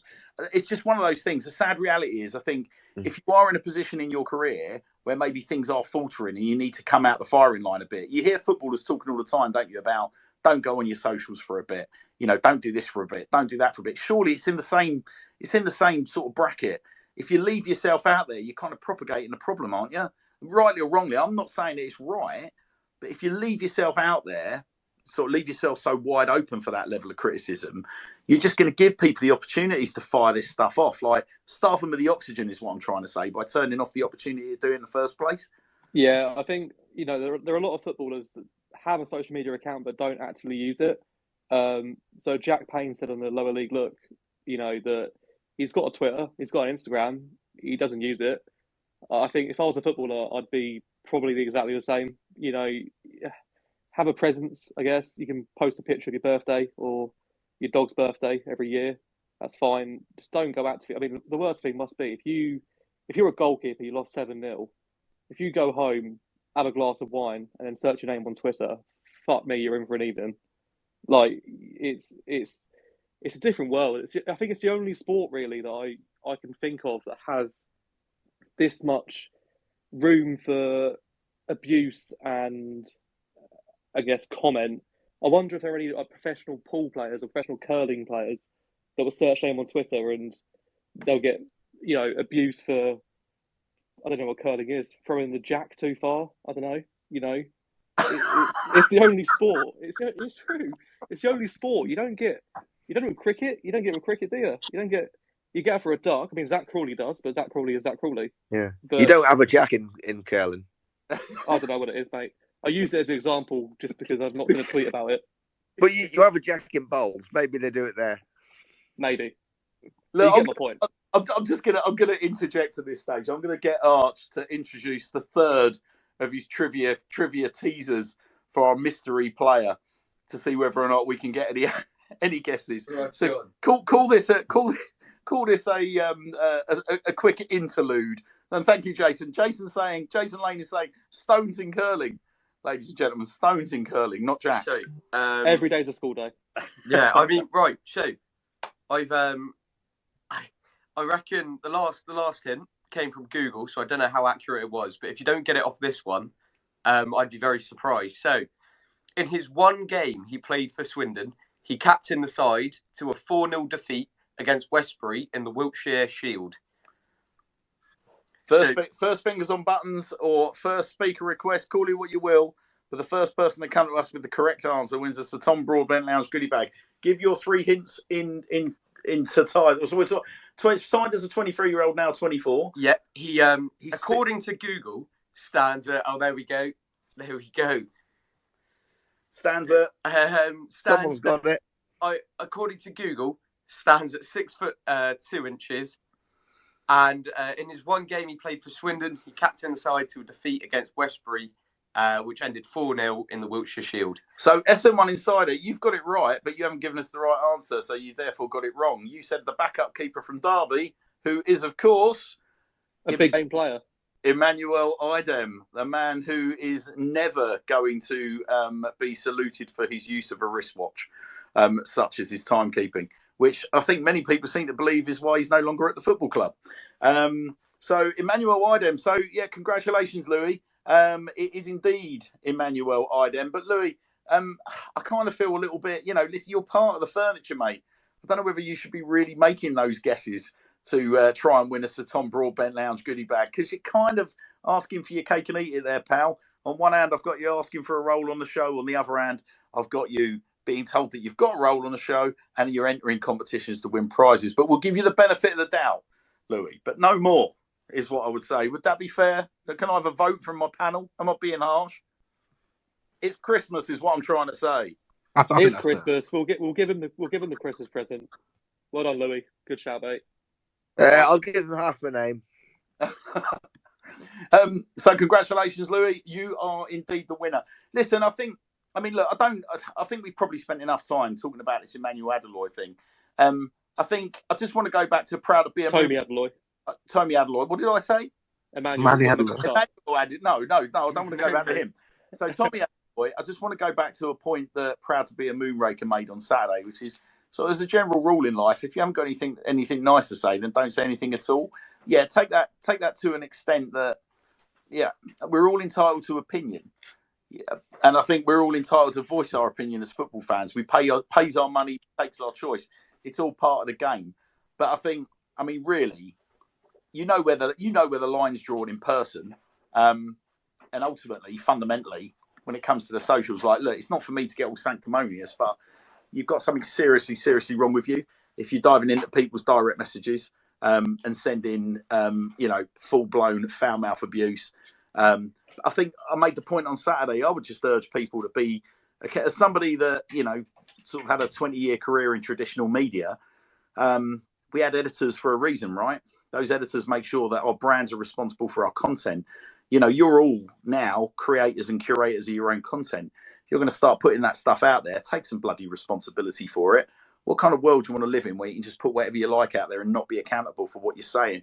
And look, and let's not like get too carried away with ourselves here. Sure, we are talking about abusing footballers. We're not talking about political free speech. Like, we are talking about foul-mouthed abuse of another human being. Like, you get hold of yourself. At the same time, I defend any person's right to voice their opinion. And as I said on Saturday, I'm sorry, Charlie Austin buries that chance all day long. Right, what we got next? About that as well, Hannah's as well. I'm one of those editors, obviously, and but the age of you and me is if we ever said anything like that, whether it was our parents or just someone who's stood next to us, that would just give us a clip round the head, and we'd certainly know about it. Yeah, or they'll shove you up a chimney. Yeah. I think there's something to do with that, but I just think that, I don't know. Like I said earlier about, like, surely our society, we've got a responsibility to everybody. Like, we want to try and progress things. Like, we don't want to stay in the Stone Ages, you know, just because, I don't know, you could abuse footballers like with the absolute worst of English language, like from the touchlines like 20, 30 years ago. Doesn't mean that should, as uniforms, still be okay now. Me coming out with that, I don't think that makes me woke. That just makes me somebody that is surely wanting to progress and grow as a human being, just like any other walk of life. So, listen, I mean, it's an interesting one. I mean, I would round off by saying this. The crafty General Darren, hello, Darren. Good evening to you, pal. Darryl said, responsibility at every level is so important. Treat others as you would wish to be treated yourself. The only concern I've got there, Darren, is just to take us right the way back to our friends at the lower league look, who say, I don't want to live in a world where thunder cunt isn't okay. So, again, just to quote somebody else from tonight, context is everything. But listen, like Christ, Pete Goose. Yeah, Pete Goose. Yeah, Pete Goose has been another word that we've been enjoying this week offline at Sir Tom Broadbent Lounge Towers. It won't mean anything to anyone, so I'm not going to hit you with my in jokes. But okay, listen, what we got next? I mean, we've got some. We've obviously got a game at the weekend to look forward to. But some of these names that we mentioned earlier, I think we should spend a little bit of time debating some of this week's rumours. Now, obviously, Mr. McCurdy's been a popular boy today, having put out a over an hour's worth of interview with the lower league look. I've also seen Joe Tomlinson's name being mentioned from several credible social media sources this week as a player that supposedly Town are in for. McCurdy being another one of them that supposedly we're going to go back in for in January. And of course, the Charlie Austin rumour refuses to go away. What is the time in Brisbane? But no, I jest. So, I mean, who wants to get started? I think, give the boys their credit. Cracking interview today by the guys from the lower league look. So well done, guys, getting Harry on for a. I mean, as a show that's interviewed Harry previously, he's not the easiest interview in the world. I couldn't help but sense that someone had asked him to mind his P's and Q's today, though, having previously interviewed him, guys. And you'll all remember the fairly lengthy hour or so that we had in his company in the county ground, along with Jack and Reedy and Johnny Esther and Josh and Rob Hunt some time back when we had them all together. He cut a very different character today, I thought. There was still the language. There was still sort of like some eyebrow-raising moments. But there seemed to be a little bit of a kind of renewed responsibility in some of the stuff that he was saying. Now, I can't help but think that, well, I hope part of that is playing for one of the biggest Scottish footballing institutions that is Hibernian. I hope some of that's rubbing off on him, and that it's kind of forcing him to address the way that he goes about his media. The question that I was going to ask is, like, after you've heard what he's had to say today, would you have him back? Yep. Nope. Yeah. No. It's all day long. All day long. It's a difficult question there. Is it, would I have him back? Actually depends who else is back at the same time. Now, if there's, say, 3 or 4 in the mix, it's such a tough thing. I mean, we're missing that spark. We're missing that eccentricity. We're missing that someone who can do something that's unexpected. Now, in this current team, if you say, would I put him in this current team? Absolutely. But if there's say 2 or 3 other people in the mix, there might be 1 or 2 I might prefer ahead of him. If you get my gist. It's just a case of, I think, as well. If we do end up with that funny sort of Cockney bloke with the blonde hair that played in Brisbane, if you end up with him, you end up with Wakeland on the left and McCurdy on the right. I mean, come on now, that for a front three, that's a joke. I'll tell you what is a joke. You've just called Charlie Austin a Cockney. I hope you called him. He's not. He's not a Cockney. He lives in Hungerford. Sorry. Yeah, just behave yourself there. I'll say sorry to him. But no, I get your point. I mean, listen, Harry's interview today was quite interesting. He was talking about how he reacted to being a bit of a bit part player, how he responded to not playing. And I appreciate he's grown up a little bit since the sort of his Port Vale days. But, you know, he doesn't respond well to, you know, not being an automatic starter. So, I don't know. Listen, I mean, I as much as I enjoyed our adventure with Harry, I think he is the kind of player that, you know, maybe he just needs to be in places in sort of 18-month, 2-year bursts like tops. And maybe he gets twitchy, maybe he gets bored. I don't know. But I think if you've got a team that is going to be about sort of squad rotation and he's going to be spending periods of time, you know, off the pitch, I don't know, you know, I don't think I necessarily want the baggage that comes with that. But at the same time, it's just glorious mayhem, isn't it, when he's around? It's a little bit like when we had Di Canio as manager, the whole management by hand grenade sort of piece. There was always something happening to talk about. And obviously, as people that host the show as we do, he's manna from heaven for us, isn't he? Because, you know, but guys, have we forgotten how sort of fatigued we all were by it? But I remember as well last season as well, he got dropped for the game away at Bristol Rovers. And when did he come on? About half an hour to go? And he absolutely changed the game. Absolutely changed the game. And that's the sort of thing, you know, when you do get dropped and do get left off, as soon as you come on and get that chance, take it. McCurdy's box office, both on and off the pitch. So don't get me wrong, I would love to get the same version of McCurdy that we had back again, but I feel like McCurdy's such an emotional, mental, psychological player that not having literally the same squad, not having Jack Payne, not having Ben Garner, not having the same setup as last time, it's just asking for trouble. And like if we could guarantee that we get the same version out of him as we had last season, then yeah, obviously I'd be 100% down for that. But personally, I'm not 100% sure. And also, I just wanted to echo what Mark said. Big shout out to Liam and Grant for their interview. That was quality. I watched the whole thing. It was top notch. So we've had another thanks Max. Max has tweeted to say you take McCurdy back in a heartbeat.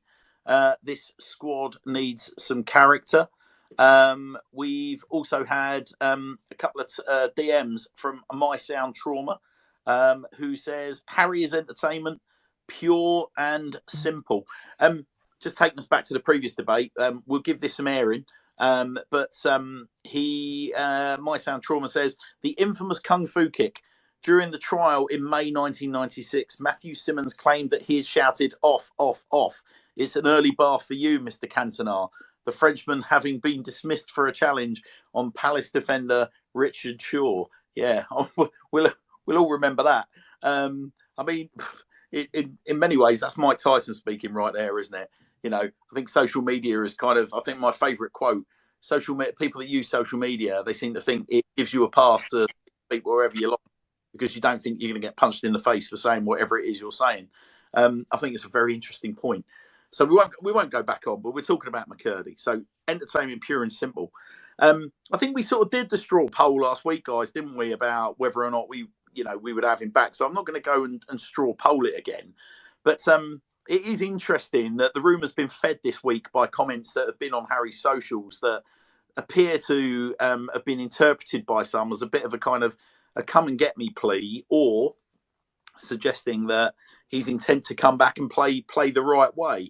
I don't know who wants to bring those quotes to life. Joe, I know that you'll recall exactly what it is he said. Is that something you pal? Yeah, I mean, he's leaving comments like, you know, was it like this time we'll make it right, that sort of stuff. Maybe. I mean, he could be tweeting it just as a Swindon Town. He feels like he's still part of the club, you know. he thinks we've got a chance to get promoted. I quite like the fact that if he's calling Swindon we still, that's quite nice to me in a way. He said, on the guy's show that he's still close to a few of the players. I'm assuming Reedy and Willow he was close with last year. He still chats to. I think it was on Reedy's post, wasn't it? He put that comment. So, yeah, it is what it is. He's at Hibs. They're a big club. They're not performing very well this season. He's got a chance to, be on Sky Sports every week and play in front of 50,000 at Ibrox, and he's just got to take it. He's not taken it so far, but once he gets the goal, he'll be on his way, and he's probably thinking a little bit higher than League Two. I think if we're going to be honest with ourselves, just got to focus in house. I think we're in for a big January transfer window. I'm not sure that Harry features in that. I'd love him to, but we've got our own sort of house to get in order, and he can sort himself out. Listen, I hate that I'm about to say what I'm about to say, and I really hope I'm not going to be taken out of context. You've kind of said it, Joe, but I just want to make it really quite. I think it'd be really sad if Harry ends up back at Swindon Town. Now, listen, I adore our football club, and I would hope that nobody would think that that's in doubt. But what I would say is this: your points are you've just nailed it yourself. Hibs are a huge club, and he's got massive opportunity north of the border. I mean, the way I put it a few weeks back is that Harry is probably one really, really good season away from playing for the old firm, and by virtue, playing in the Champions League. Now, with all due respect to our football club, and we can compare the virtues of the SPL to League Two, League One, blah, blah, blah. I get all of that. But I'm sorry, there is nowhere that you're going to be playing your football in League One and you're going to be playing in front of, a packed Ibrox, or, getting the opportunity to compete in the Champions League, or, playing in major cup finals on a regular. And Harry's got that. And I would feel really, really sad for Harry if he didn't actually grasp that opportunity and run with it. In many ways, there's, that we had a fleeting romance with the lad. It was beautiful while it lasted. Some of the baggage that comes with it is tiring. It's really, really tiring. And I've got to be honest with you. When he got sent off, early doors in the season, I stood there in the town end and I knew it was coming. And my initial reaction to that was one of you absolute arsehole. You've just massively let us down. And now I've got to drag my arse all the way back down the M4, around the M25, home again. And I'm going to just be bitter about you all the way. It just really frustrated the hell out of me. Something, so it's a tricky one. It's a tricky one. It just requires a very, very broad set of shoulders, I think. But look, moving on from Harry, because another name that came up, and it sparked quite a lot of debate amongst our, offline with Sir Tom Broadbent Lounge Towers, was a certain Joe Tomlinson, whose contract with Peterborough is up in the summer.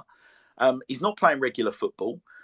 He came to Swindon last season on loan, made a real impression. Local lad, generally very well regarded, spoke brilliantly, had a real affection for the football club, as indeed does his family. And people have started, whether it's putting two or two together, but there is a rumour doing the rounds that Town will be in for Joe Tomlinson in no more than a week or so's time. So thanks, Claire Furnell. Claire has jumped straight on that and says Joe has made no secret of the fact that he wants to come back. I think that's. I think we've all heard that as well, but he's not been quiet about the fact that he grew up supporting Swindon. He was gutted with the way it ended last year, and I think in the summer, we'd heard maybe that Peterborough wanted to keep him to play him. It's not worked out that way, and it's probably the time you go back in and just test the waters a little bit. It's just there's nothing better than having players in your team who are local lads, want to win, are from that town. It just adds something more to that team spirit. And I think it's a few injury problems is a minor concern there, but we've just got to get him back, haven't we? Well, look, yeah, 100%. Boys, Jason hasn't been part of the offline debate that we had, which we're about to bring online. And Jason, I'm going to put you on the spot now, because if you had the choice of Joe Tomlinson or Fraser Blake Tracy as a permanent signing, but you can only have one or t'other, who are you going for? Oh, it's got to be Fraser, I'm afraid. I loved Tomlinson. I think he's a very talented boy, but I think Fraser's just done so well for us this year, and his versatility, and it's just him. Interesting, right, boys? Who wants to go at him? I want both. Well, I was going to say that same. You can't have both. I've established the rules. Why can't you have both? I think Fraser's in my eyes is a left back / centre back. We saw how he could do playing centre back the weekend. I think a back four of having Hutton, McDonald, Blake Tracy, Tomlinson. Oh mate, I'm snapping your hand off and running away with it. But Joe, see, now you're bending and breaking the rules. Listen, I obviously want both. Obviously, Yeah, and I follow your logic. But Santa Clem in this particular game only has enough budget for one. So which I is think he sold someone else and bought the other one. Yeah, exactly. Santa Clem's looking at it as a buy one get one free because they're both out of contract in the summer with no options. I don't think you're paying much for either of them. And Blake Tracy has essentially burnt his bridges big time, isn't he, by calling Burton shit. You know who you boys are? You're the banker in Monopoly that's like slipping like dodgy £100 like back into your bank, aren't you? Like in the latter stages of the game. That's what you're doing. It's honestly, I don't think it's out of the realms of possibility to get both. And I think both fit the team as well. Listen, like I'm totally with you for what it's worth. I think I would be gobsmacked if there's a Swindon Town fan that doesn't like literally smack their lips at the idea. You know, Joe Tomlinson on the left-hand side, Fraser Blake Tracy on the left-hand side of two central defenders, or potentially, dare I say it, if he's deployed as a centre-back in a back three. I don't want that to happen, by the way. But I think that's a really, really interesting. The only thing that maybe puts a bit of a spanner in the works, and my enthusiasm for Joe Tomlinson, of course, is the emergence of Marcel Lavinier in the left-back position. So, I mean, for me, I think that's got to be, that's got to be a bit of a watch out. However, I would say if Romeo Hutton carries on playing the way he's playing, he's going to attract interest. So I'm going to put a scenario to you. How's about if Peterborough were to come along theoretically and say, right, we quite like that Romeo Hutton. We'll give you Joe Tomlinson and a bit of cash. Would you be letting him go? If that was the option, I would, because I think Lavinier could seamlessly slip over there, and to have Lavinier and Tomlinson as right and left back is an outstanding pairing. So I think that's a win-win in that situation. Feels like the thing is, how much are you realistically getting for Hutton? I think I don't know what does an average League Two player cost? Like 120k maybe? 100k? All depends who's buying, Joe, doesn't it? I mean, if you're talking Peterborough have got a record of buying lower league and non-league players for decent money because, you know, they've done their homework on them, you know, and they're willing to take a punt. So I could see Peterborough parting with the best part of a couple of $100,000 on a Romeo Hutton. And it's how much you want him as well, because at the end of the day, he's under contract, isn't he? So, you know, I mean, if that was a scenario, you know, then I would say that kind of thing, that sort of situation, and make very, very fun. But the value in that sort of deal, though, Tomlinson wouldn't really hold too much in that on the basis that, you know, he's out of contract. So we would probably get a bit more money than perhaps we would if they were both well in contract. Yeah. All right. Well, look, there's Tomlinson. I think we've all kind of, you know, pretty much had that conversation. And of course, we've got the Charlie Austin conversation. I mean, listen, what's not been? Who?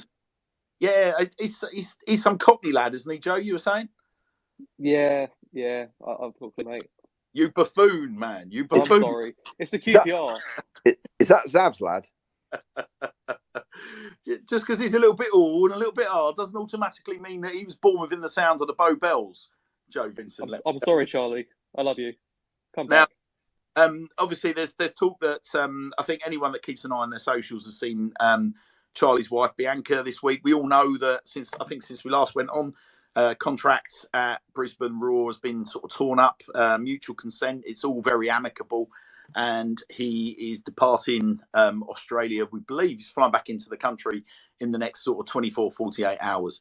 So and that's by virtue of Bianca Austin's social media activity. She's posted fond farewells. So obviously heading back into the UK, the links that are being bounded around at the moment are obviously ourselves, Bristol Rovers, and other clubs. I mean, somebody mentioned to me that Bianca had been on in and around the sort of social sphere, talking about potentially signing someone. Well, it's not going to be geographically, it's not going to be earth-shatteringly different in terms of sort of the locations he was at before. So that's obviously got to bode well. So I think we're obviously we'll all be keeping our lines of communication open, and as soon as there's anything to share, you can be sure as eggs is eggs, we will be looking to share it. But listen, we'll move on just in the interest of time. We got Boxing Day to look forward to. So nice to finish the pre-Christmas period, sneaking up the fourth in the league. It looks very pretty, albeit teams around us have got games in hand, one or two in some cases. But we've got the small matter of Walsall to look forward to on Boxing Day. So Tom Broadbent Lounge is going to be live and in full effect in the Legends Lounge, ladies and gents. So we're going to have a slightly different format, slightly shorter show, just given the festivities. Going to be very, very family friendly, and hopefully lots of stuff to win and give away. So come and say hello. We should be live in the Legends Lounge from about 1 o'clock on Boxing Day. We will be travelling from all over the country to deliver that show for you. So it'd be wonderful if you come along and share some festive cheer with us all. We who amongst my merry men wants to sort of lead us on the Walsall patter? Ellis had lovingly done all his prep for us, but then unfortunately he's got boxing duties. So who wants to lead on? I'll take this, mate. I've copy and pasted it into my notes. There's a lot of information here, and I'm not gonna lie, I've not read through it. So we'll go through it together, shall we? I'll tell you for a fact. I'll get the ball rolling. Listen, we've played Walsall many times. The first of which goes right the way back to 1927 when we gave them a 5-0 humping in Division 3 South. In the period since, we've won 39 times, we've drawn 29 times, and we have lost 35 times. That's how the head-to-head looks.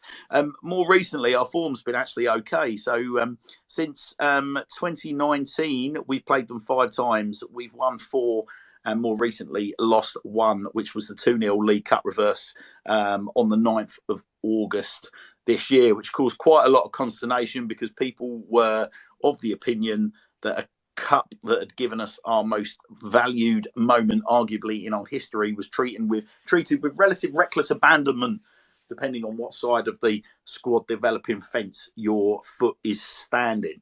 Not a bad side, Walsall. Certainly, I mean, hopefully, Joe, I'm not going to be stealing too much of your thunder here, but Walsall are in pretty fine fettle. So they've managed to surge up to 11th in the table. They got 2 games in hand over us. They're sat on 30 points. So if they were to win their 2 games in hand, they would leapfrog us and go up the 4th, which I appreciate isn't going to happen because there are other games to be played as well by those all amongst us. But their last 6 games, they've won 4, drawn 2 of them, whereas our last 6 games, we've won 2, drawn 2, lost 2. So they're certainly of the 2 teams the form team, Joe, aren't they? And the stage is yours, pal.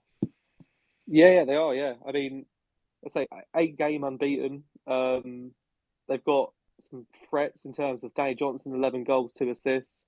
The one thing I would say is they're probably they're not saying they're a one-man team, but we tend to spread our goals and assists fairly evenly across our squad. But obviously, you've got Johnny Williams, 6 goals, 1 assist. Jake Maitland, 5 goals, 5 assists.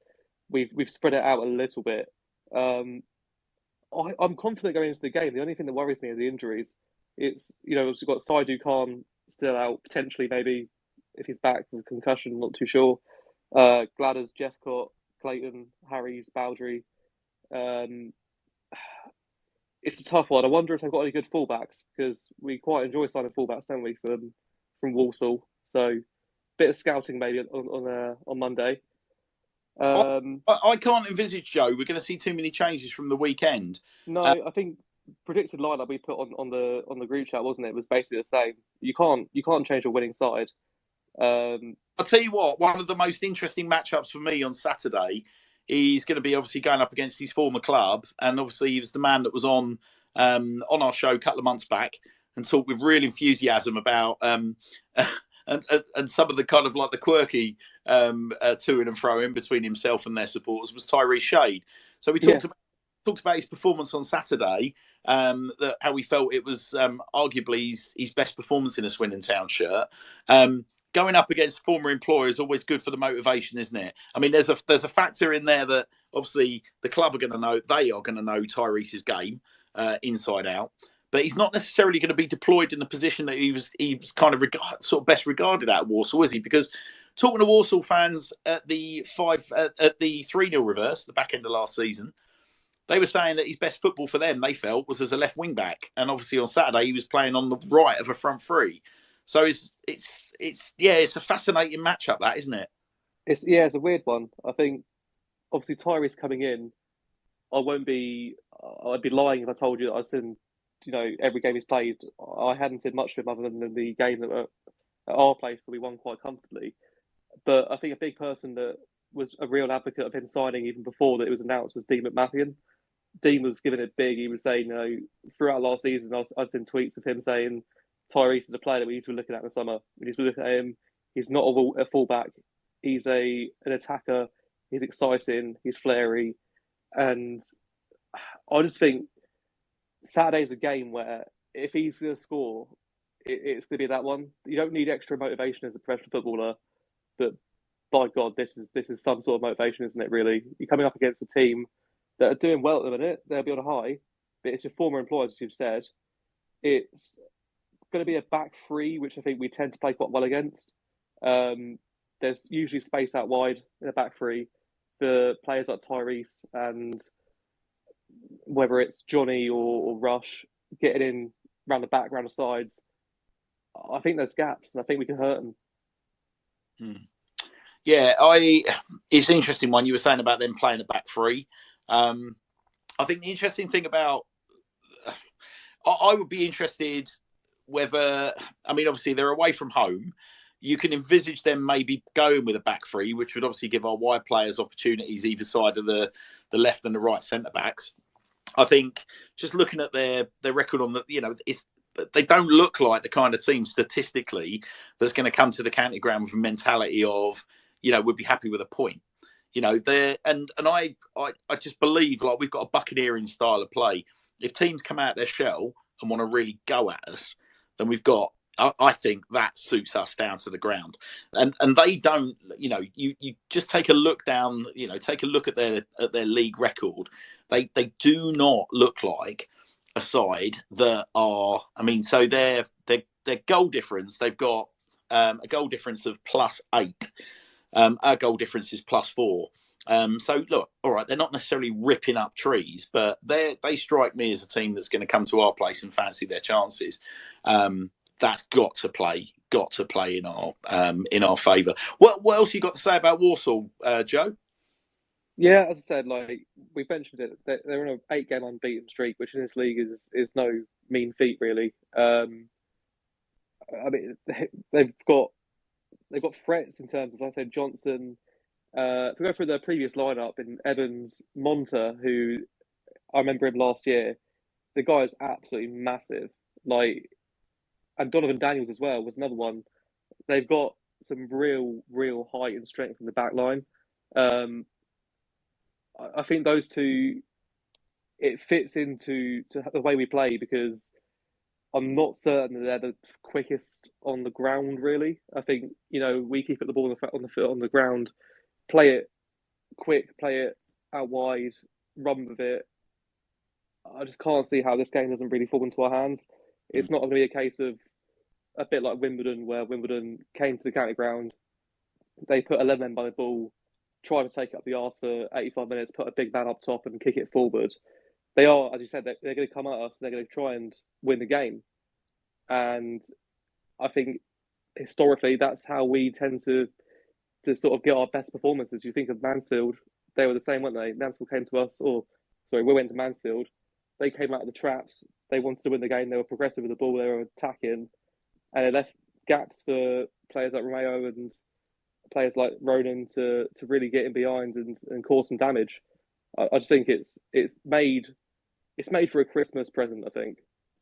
Yeah, I think you're probably I kind of see where you're getting at. I mean, their real danger man is you mentioned him before, Danny Johnson. So if I'm a fan of Mansfield, I'm going to be asking some questions because they've basically got the same situation with Danny Johnson at Walsall that we had with Owen Doyle when we had him off Bradford. So Danny Johnson's got 11 goals in 19 appearances. And I believe that is in that's league and cup goals. I believe I'll need to double check that. I think so. Irrespective, it's going to be there or thereabouts, right? So, but obviously he's on loan from Mansfield, so another promotion prospect. But there's no way he's saying, is he? He's going back in January. Well, we had a decent, and the thing is, this guy scores goals all over the place. So he had a decent record. Like in 2020-21, he was at Leyton Orient where he got 20 odd goals in 50 odd appearances. It's just not, you look at his record when he's gone to Mansfield, it's just not quite worked out for him where he's got I think he's got something like 4 or 5 in about 25 appearances. So it's just not worked. But he's not a million miles off a goal a game for Walsall. So yeah, you'd be very, very surprised if Mansfield aren't going to scupper Walsall. But clearly it's not going to be in time to have a direct benefit for us. So Danny Johnson's their danger man. The thing about Danny Johnson is he's had 36 shots this season, and his goal conversion rate is 33%, obviously by virtue of the goals that I've just talked about. His shot accuracy 72%, so the guy really does hit the back of the net. Behind him, however, it really shells away because their next top scorer, you've got both Isaac Hutchinson and Tom Knowles, who are both on 3 goals and 5 and 4 assists, respectively. But the shot accuracy really drops away. So Isaac Hutchinson's on 56%, and Tom Knowles is on 39%. Jacob Maddox is next in line with 2 goals and 2 assists. But again, you really start to see the kind of stats shelving off and shared amongst the rest of the team, almost similar to Swindon Town. So where they're benefiting, where we're lacking at the moment, is they've got a smack bang in the centre.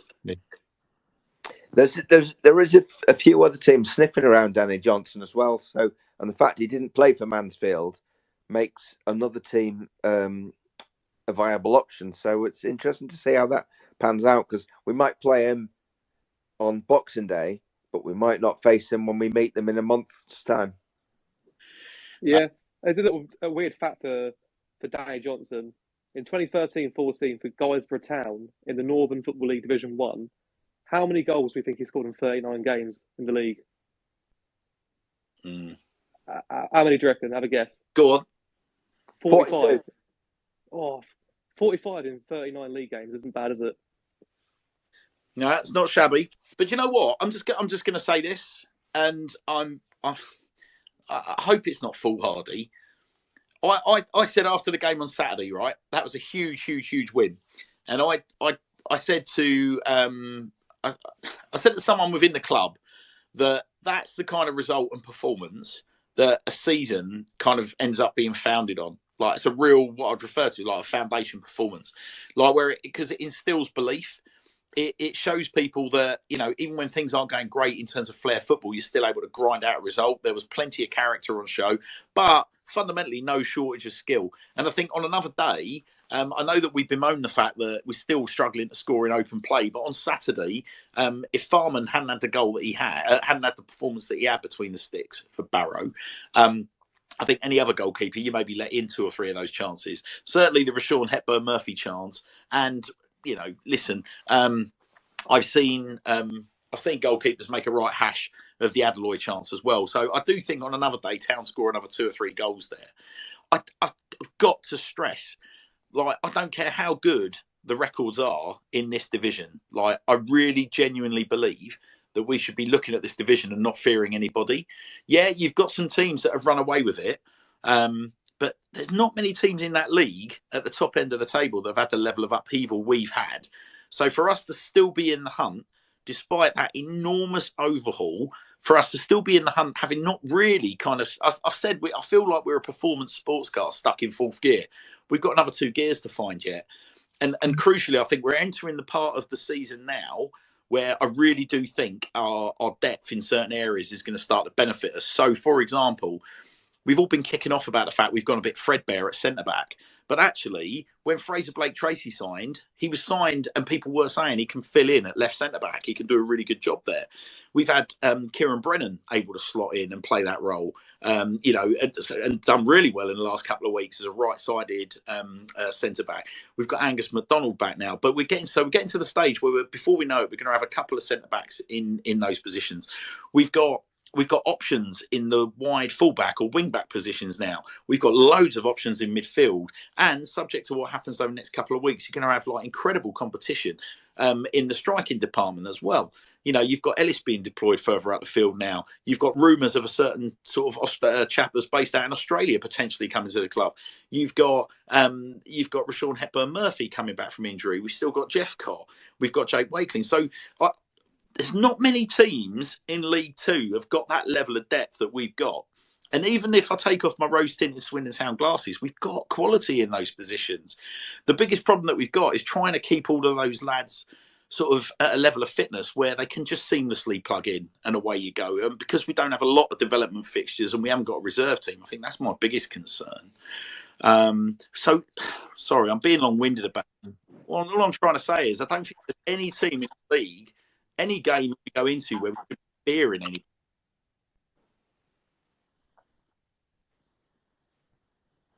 Eerie silence. Right, we've had a couple of tweets. So, hello, Darren again. Darren's tweeted a lovely of the Her Majesty's Armed Forces and Veterans official supporters club badge, and Darren's just asking me to say, so on Boxing Day, where we're going to be broadcasting live, Darren has said the emerging Armed Forces and Veterans OSC club will be in the Legends from 12:32.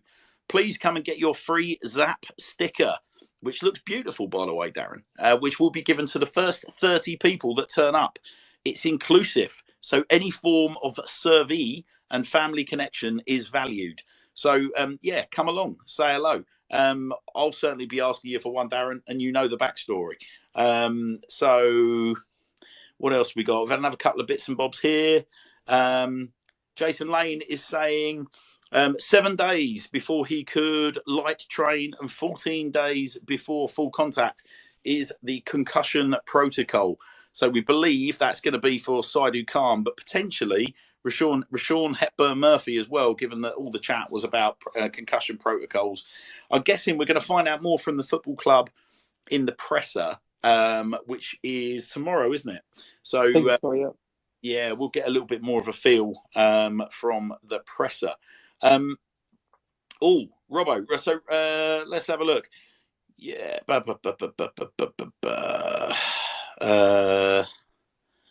Right, where are we? So, yeah, Robbo, yes, thank you for picking up on that. I did put out a charity challenge earlier. You know who you are. So let's set a date. Let's get it on. I've got no problems with that whatsoever. And it would be to my absolute pleasure to be stood across the ring. So, yeah, let's go. Right. Who wants to move us on? Let's have a look. What we got? So we've done the trivia teaser. We've covered off Walsall. We've covered off Barrow. Guys, come on. Don't leave me hanging. Is there anybody else? Well, I'll tell you what. How about our Christmas lists for January? Yeah, go on then. I mean, I've given them on already. I think if you give me 3 signings, I'll caveat that actually. 4 signings. FBT, Austin, Tomlinson, and Solbrin. Solbrin won't happen, but we'll take it. Yeah, I think I'd just like to see Solbrin stay, to be totally frank. And I'd just like... It'd be nice to have a player on loan that actually stays for the whole season, wouldn't it? Yeah, and you know what? I do kind of feel confident about it from a point of view that, you know, listen, he's playing for a team. It's not like he's playing for a team that's the season is petering out or they're sitting around mid-table not going anywhere. I mean, I don't know how any of you other guys feel about it, but the bottom line is, Sol is at the top end of League Two. You know, he's doing great for very much. And you know what? He's growing as well as a keeper. He's got great. He needs to play. Bottom line is, there's no point in him going back to Middlesbrough and playing in reserves or sitting on the bench. If he's here playing first team football at that level, he needs to play. But with the bigger picture, I do think we need to sign a goalkeeper with a long term plan in motion, because he's on loan. But apart from that, we do not have another professional goalkeeper. I'm not gonna lie. I'd be very surprised if we managed to hold on to Brennan, only because he's so good. Like he is that good. He's been absolutely sensational at this level. I think he's been putting himself in the shop window amazingly. I'd love us to tie him down. In terms of a Christmas list, definitely he'd be on there. But I swear we've got quite a few people who are out of contract in the summer. Is that just me? I swear, isn't really out of contract in the summer? Willow as well, I think. Yeah, there is quite a few, but I think that's just a League Two thing. It's most players in League Two are either on 1 or 2 year contracts, so it's going to happen.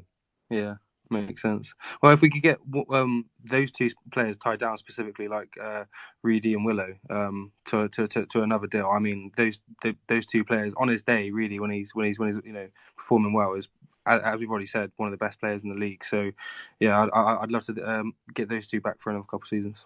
Do you think if you're Reedy, you're going to stay? Oh, to be fair, in terms of realistically, I'm not. It's not looking great, but it's a Christmas list, man. We got a wish. So interestingly, Darren's tweeted to say Fraser Blake Tracy, SB, even if a season long, Harry Smith as a target man over Charlie Austin. I'd like to see a big target man for Jakey to play off. That's very interesting. Harry Smith was someone that I really, I actually really liked when he was at the county ground. And you'll remember the mayhem that he caused at Brisbane Road last season in that thumping that we took in the black kit. I think, again, I think Harry at the wrong time than me. Just personally, I think he was here at the wrong time. But yeah, cracking player. Yeah, I would say so. No, I'm big fan of Harry Smith, Darren. It's a great shout. I think obviously all the names that we talked about. I mean, for me, I think my perfect 11 would be actually very, very similar to the side that we saw on Saturday, for all the reasons that we talked about earlier in relation to, I salute Gladwin. I think Ben Gladwin's absolutely amazing. And I sort of scratch my head because I can't believe I'm kind of saying it, but I just think the style of football that we've all been crying out for, that playing at pace. I mean, it's horses for courses. There are going to be some teams where you're going to want Ben's range of passes, big passes over the top. Nobody hits a diagonal sweeter than Ben Gladwin in this setup. But I cannot help but say, I mean, for me, it's aside from Saturday, but I mean, listen, you've got to have, if the opportunity's there, you've got to have the experience of Charlie Austin in that number 9 shirt. And I would say you'd have Jake Wakelin playing off him. But what the caveat to that would be that I would give Jake more license to be able to sort of stay closer and play off him almost like as a 10, as opposed to just playing as a winger. I don't think that's his game. I think earlier in the season when we saw Jeff Cott in the middle, we saw Williams and Wakelin playing as wingers. They were just too far apart. I think if we can work a system where Wakelin can still play off of a big experienced number 9, because I think that's the only thing this team lacks is a talisman. And listen, why go and spend money on a transfer fee when you could pick up someone with Charlie's experience and Charlie's chemistry with our football club? For me, it's bonkers. And I think actually at the moment, I still believe, despite Saturday, the club would really benefit from the shot in the arm that his signing brings. So all day long. Louis makes a really interesting point. Louis is talking about Tomlinson, Rashawn, Scott, maybe Austin, Maglaw and Guthrie coming in. So yeah, we're talking about, obviously Guthrie's been linked to us for ages, guys, hasn't he? He's the big lump that plays at the back for still at Northampton, isn't he? I couldn't see him switching Northampton for us, mate, given that they're going for a big a big push at automatics themselves, Louis. But yeah, I get where you're coming from. I mean, anyone else want to chip in? We need Jason's Christmas list. I was going to say the glaring problem we've got is just someone to put the ball in the net, really. And you know, if we had someone who takes those chances, those half chances, we'd I don't think we would be as maybe downbeat as we maybe are. Yeah, Jason, go on, mate. So as I said to you earlier, I grandiosely introduced you as the baby Jesus to our nativity show, as our newcomer, our new arrival. Where are you going, Jason, with your perfect 11 entering and indeed looking to then exit the January window? What's the makeup look like? I mean, it's got to be a centre forward. I mean, Austin, yes. I always worry about players when they come back. Are they going to be the same thing that we remember, previously? But you would take him. You would take him every day of the week. I quite like that striker at Hartlepool. I can't remember his name. Josh Umrari or something like that. He absolutely devastated our back line. He was frightening. But we need options in the forward line. Just somebody a little bit more dynamic, maybe. And I would love Tomlinson. But I just worry that we might actually lose a few players. That's my big concern. Can we just keep what we've got? Yeah, Grant, thanks, mate. So he's saying keep your paws off our big Josh. I think you can read into that what you will. Hartlepool aren't going to be letting him go anytime soon if Grant's got anything to do with it. I'm going to Hartlepool on Friday, so I'll put a word in. Yeah, a little bit of scouting, Chris. All right. Well, listen, we've got there's a couple of other bits and bobs to just round off. Obviously, it's a shame that the women's team we're not ignoring them. They are being absolutely devastated by the weather conditions at the moment, and it doesn't look like they're going to see any football this side of Christmas. Obviously, they're all really, really frustrated by it. But it is going to be one of those. We're hopefully we'll see the ladies back at Foundation Park sometime soon if the pitches do take a turn for the worse over the festivities and early part of next year, and then hopefully get a bit more football in the tank. So we've got a couple of live events for you. We're soon going to be going live and promoting an evening with Paul Caddis and friends. So I'm sure you can put two and two together and work out who some of Paul's friends are going to be. That's going to be at the county ground on the 23rd of February, I believe. It's a day or two before we all go to tackle the Three Peaks Challenge with Paul.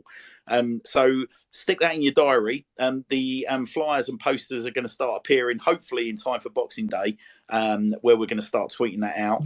All the funds that we are going to be trying to raise for charity are going to Paul's Type 1 Diabetes Research Charity. You'll all be aware that Paul's daughter Summer's been very, very poorly over the last few weeks. She's made a recovery now, but life-changing, having been diagnosed with type 1 diabetes. So if regular listeners to the show will be very, very well aware what we're doing in relation to Paul Caddis. And thank you for everyone that's tweeting and retweeting and making my job a hell of a lot easier. Because as you saw from the retweet earlier, on the 31st of January 2023, up to 500 of you lucky people on a first come first served basis will be given the opportunity to enjoy free ticketed entry to the Legends Lounge on a Tuesday night at the county ground, a live Q&A, an auction, a player meet and greet, and no more, no less than a live rescreening of Oxford United 1, Swindon Town 2. And your host for the evening will be yours truly, and Sir Tom Broadbent himself. We are assembling a cast of friends of Tom as we speak. And we've got tentative yeses from a range of lads that were obviously part of the game that night, and feel really sad about the fact that they weren't able to come and celebrate with Swindon fans, or they weren't able on the night to enjoy celebrating with Swindon fans because of obviously the COVID restrictions and the fact the ground was empty. But again, regular listeners and those of you that join us in the town end will remember a couple of months back Tom joined us in the town end and was reduced to tears as the town end was singing his song. And we thought, what better way to help help all the boys that played in that game restore some brilliant memories than to do a re-screening of that game. Those of you that have been paying attention to our logo on our Twitter bio will notice that we've got a new sponsor, and that is indeed Tom as well. So Game Plan Financial is how Tom is garnishing his playing career. He's obviously still active playing for South Shields, but Tom's also now a financial advisor working for Game Plan Financial. Tom is going to be building awareness on the night of that business, and he's going to be offering everybody a complimentary will writing service as well. But Tom has asked me to say to you, if you want to get in touch with him through his bio now, you can. All the contacts are there, and the same applies. What better way than to sort out your financials heading into a new financial year than to do it with Tom Broadbent? Enjoy yourself, knock yourself out, get in touch with Tom, get you and yours well protected financially moving forward into the new year. Well, look, wow, another monster of a show. I think it's interesting, guys, isn't it? Because we said we'll probably only do an hour tonight, and here we are at 11:10. We can talk, can't we? Yeah, we can a bit. Well, I can, as you know. All I'm going to say is this. I'm very, very sorry for the false start at the beginning. I'm not sure what the hell's going on there. I don't think any of us has got to the bottom of it. But the weird musical glitch that kicked in that meant that we had to sort of kick things off again. I'm going to investigate that over the coming week and see if we can avoid it happening for the Boxing Day show. But Joe, thank you very much. First and foremost, it's been a treat having you on as always. Thank you very much, mate. What time is it in Brisbane? In Brisbane at the moment, I think it's probably getting on for about... No, come on, stop that. Mike, you've been very patient all night. Thank you ever so much for joining us, pal. Look forward to seeing you on Boxing Day, mate. No worries. Yeah, looking forward to it myself, seeing all your beautiful faces down there for another live version of the lounge. And what a wonderful debut. Jason, welcome to the team. As slick as you like debut from the man that puts the Don in our capital city. How was that for you, Jason? Oh, excellent, chaps. Thank you very much for having me. Enjoyed it immensely. Well, it won't be the last time, and I look forward to seeing you, Jason. You'll be joining me on presenting duties on Boxing Day, will you not? Oh, well, indeed. Thank you. You're very welcome. Thanks for joining us, bud. Chris, it's been brilliant. You've just dropped off to be a listener, so I'm not going to be able to get you back on again to say thank you. But it's been an absolute treat having you along. And to all you wonderful listeners that have joined us through your tweets and your DMs and so on and such like, thank you very, very much for another entertaining evening of the Sir Tom Broadbent Lounge. That is, of course, an independent Twitter fan space. As such, the views do not represent those of Swindon Town Football Club or Sir Tom Broadbent himself. Have a very, very Merry Christmas, everybody. It's been a real treat having you guys with us over the last year or so as we just celebrated our first anniversary. I hope you all go and have a wonderful time with you and yours. Really look forward to a fun day with you all. Hopefully see lots of you in person on Boxing Day. I hope you get everything you want under your tree. And I hope the Charlie Austin and Joe Tomlinson and Harry McCurdy and Solberin and Fraser Blake Tracy shaped presents are there inside the wrapping for us all. It's been a treat. Take care, guys.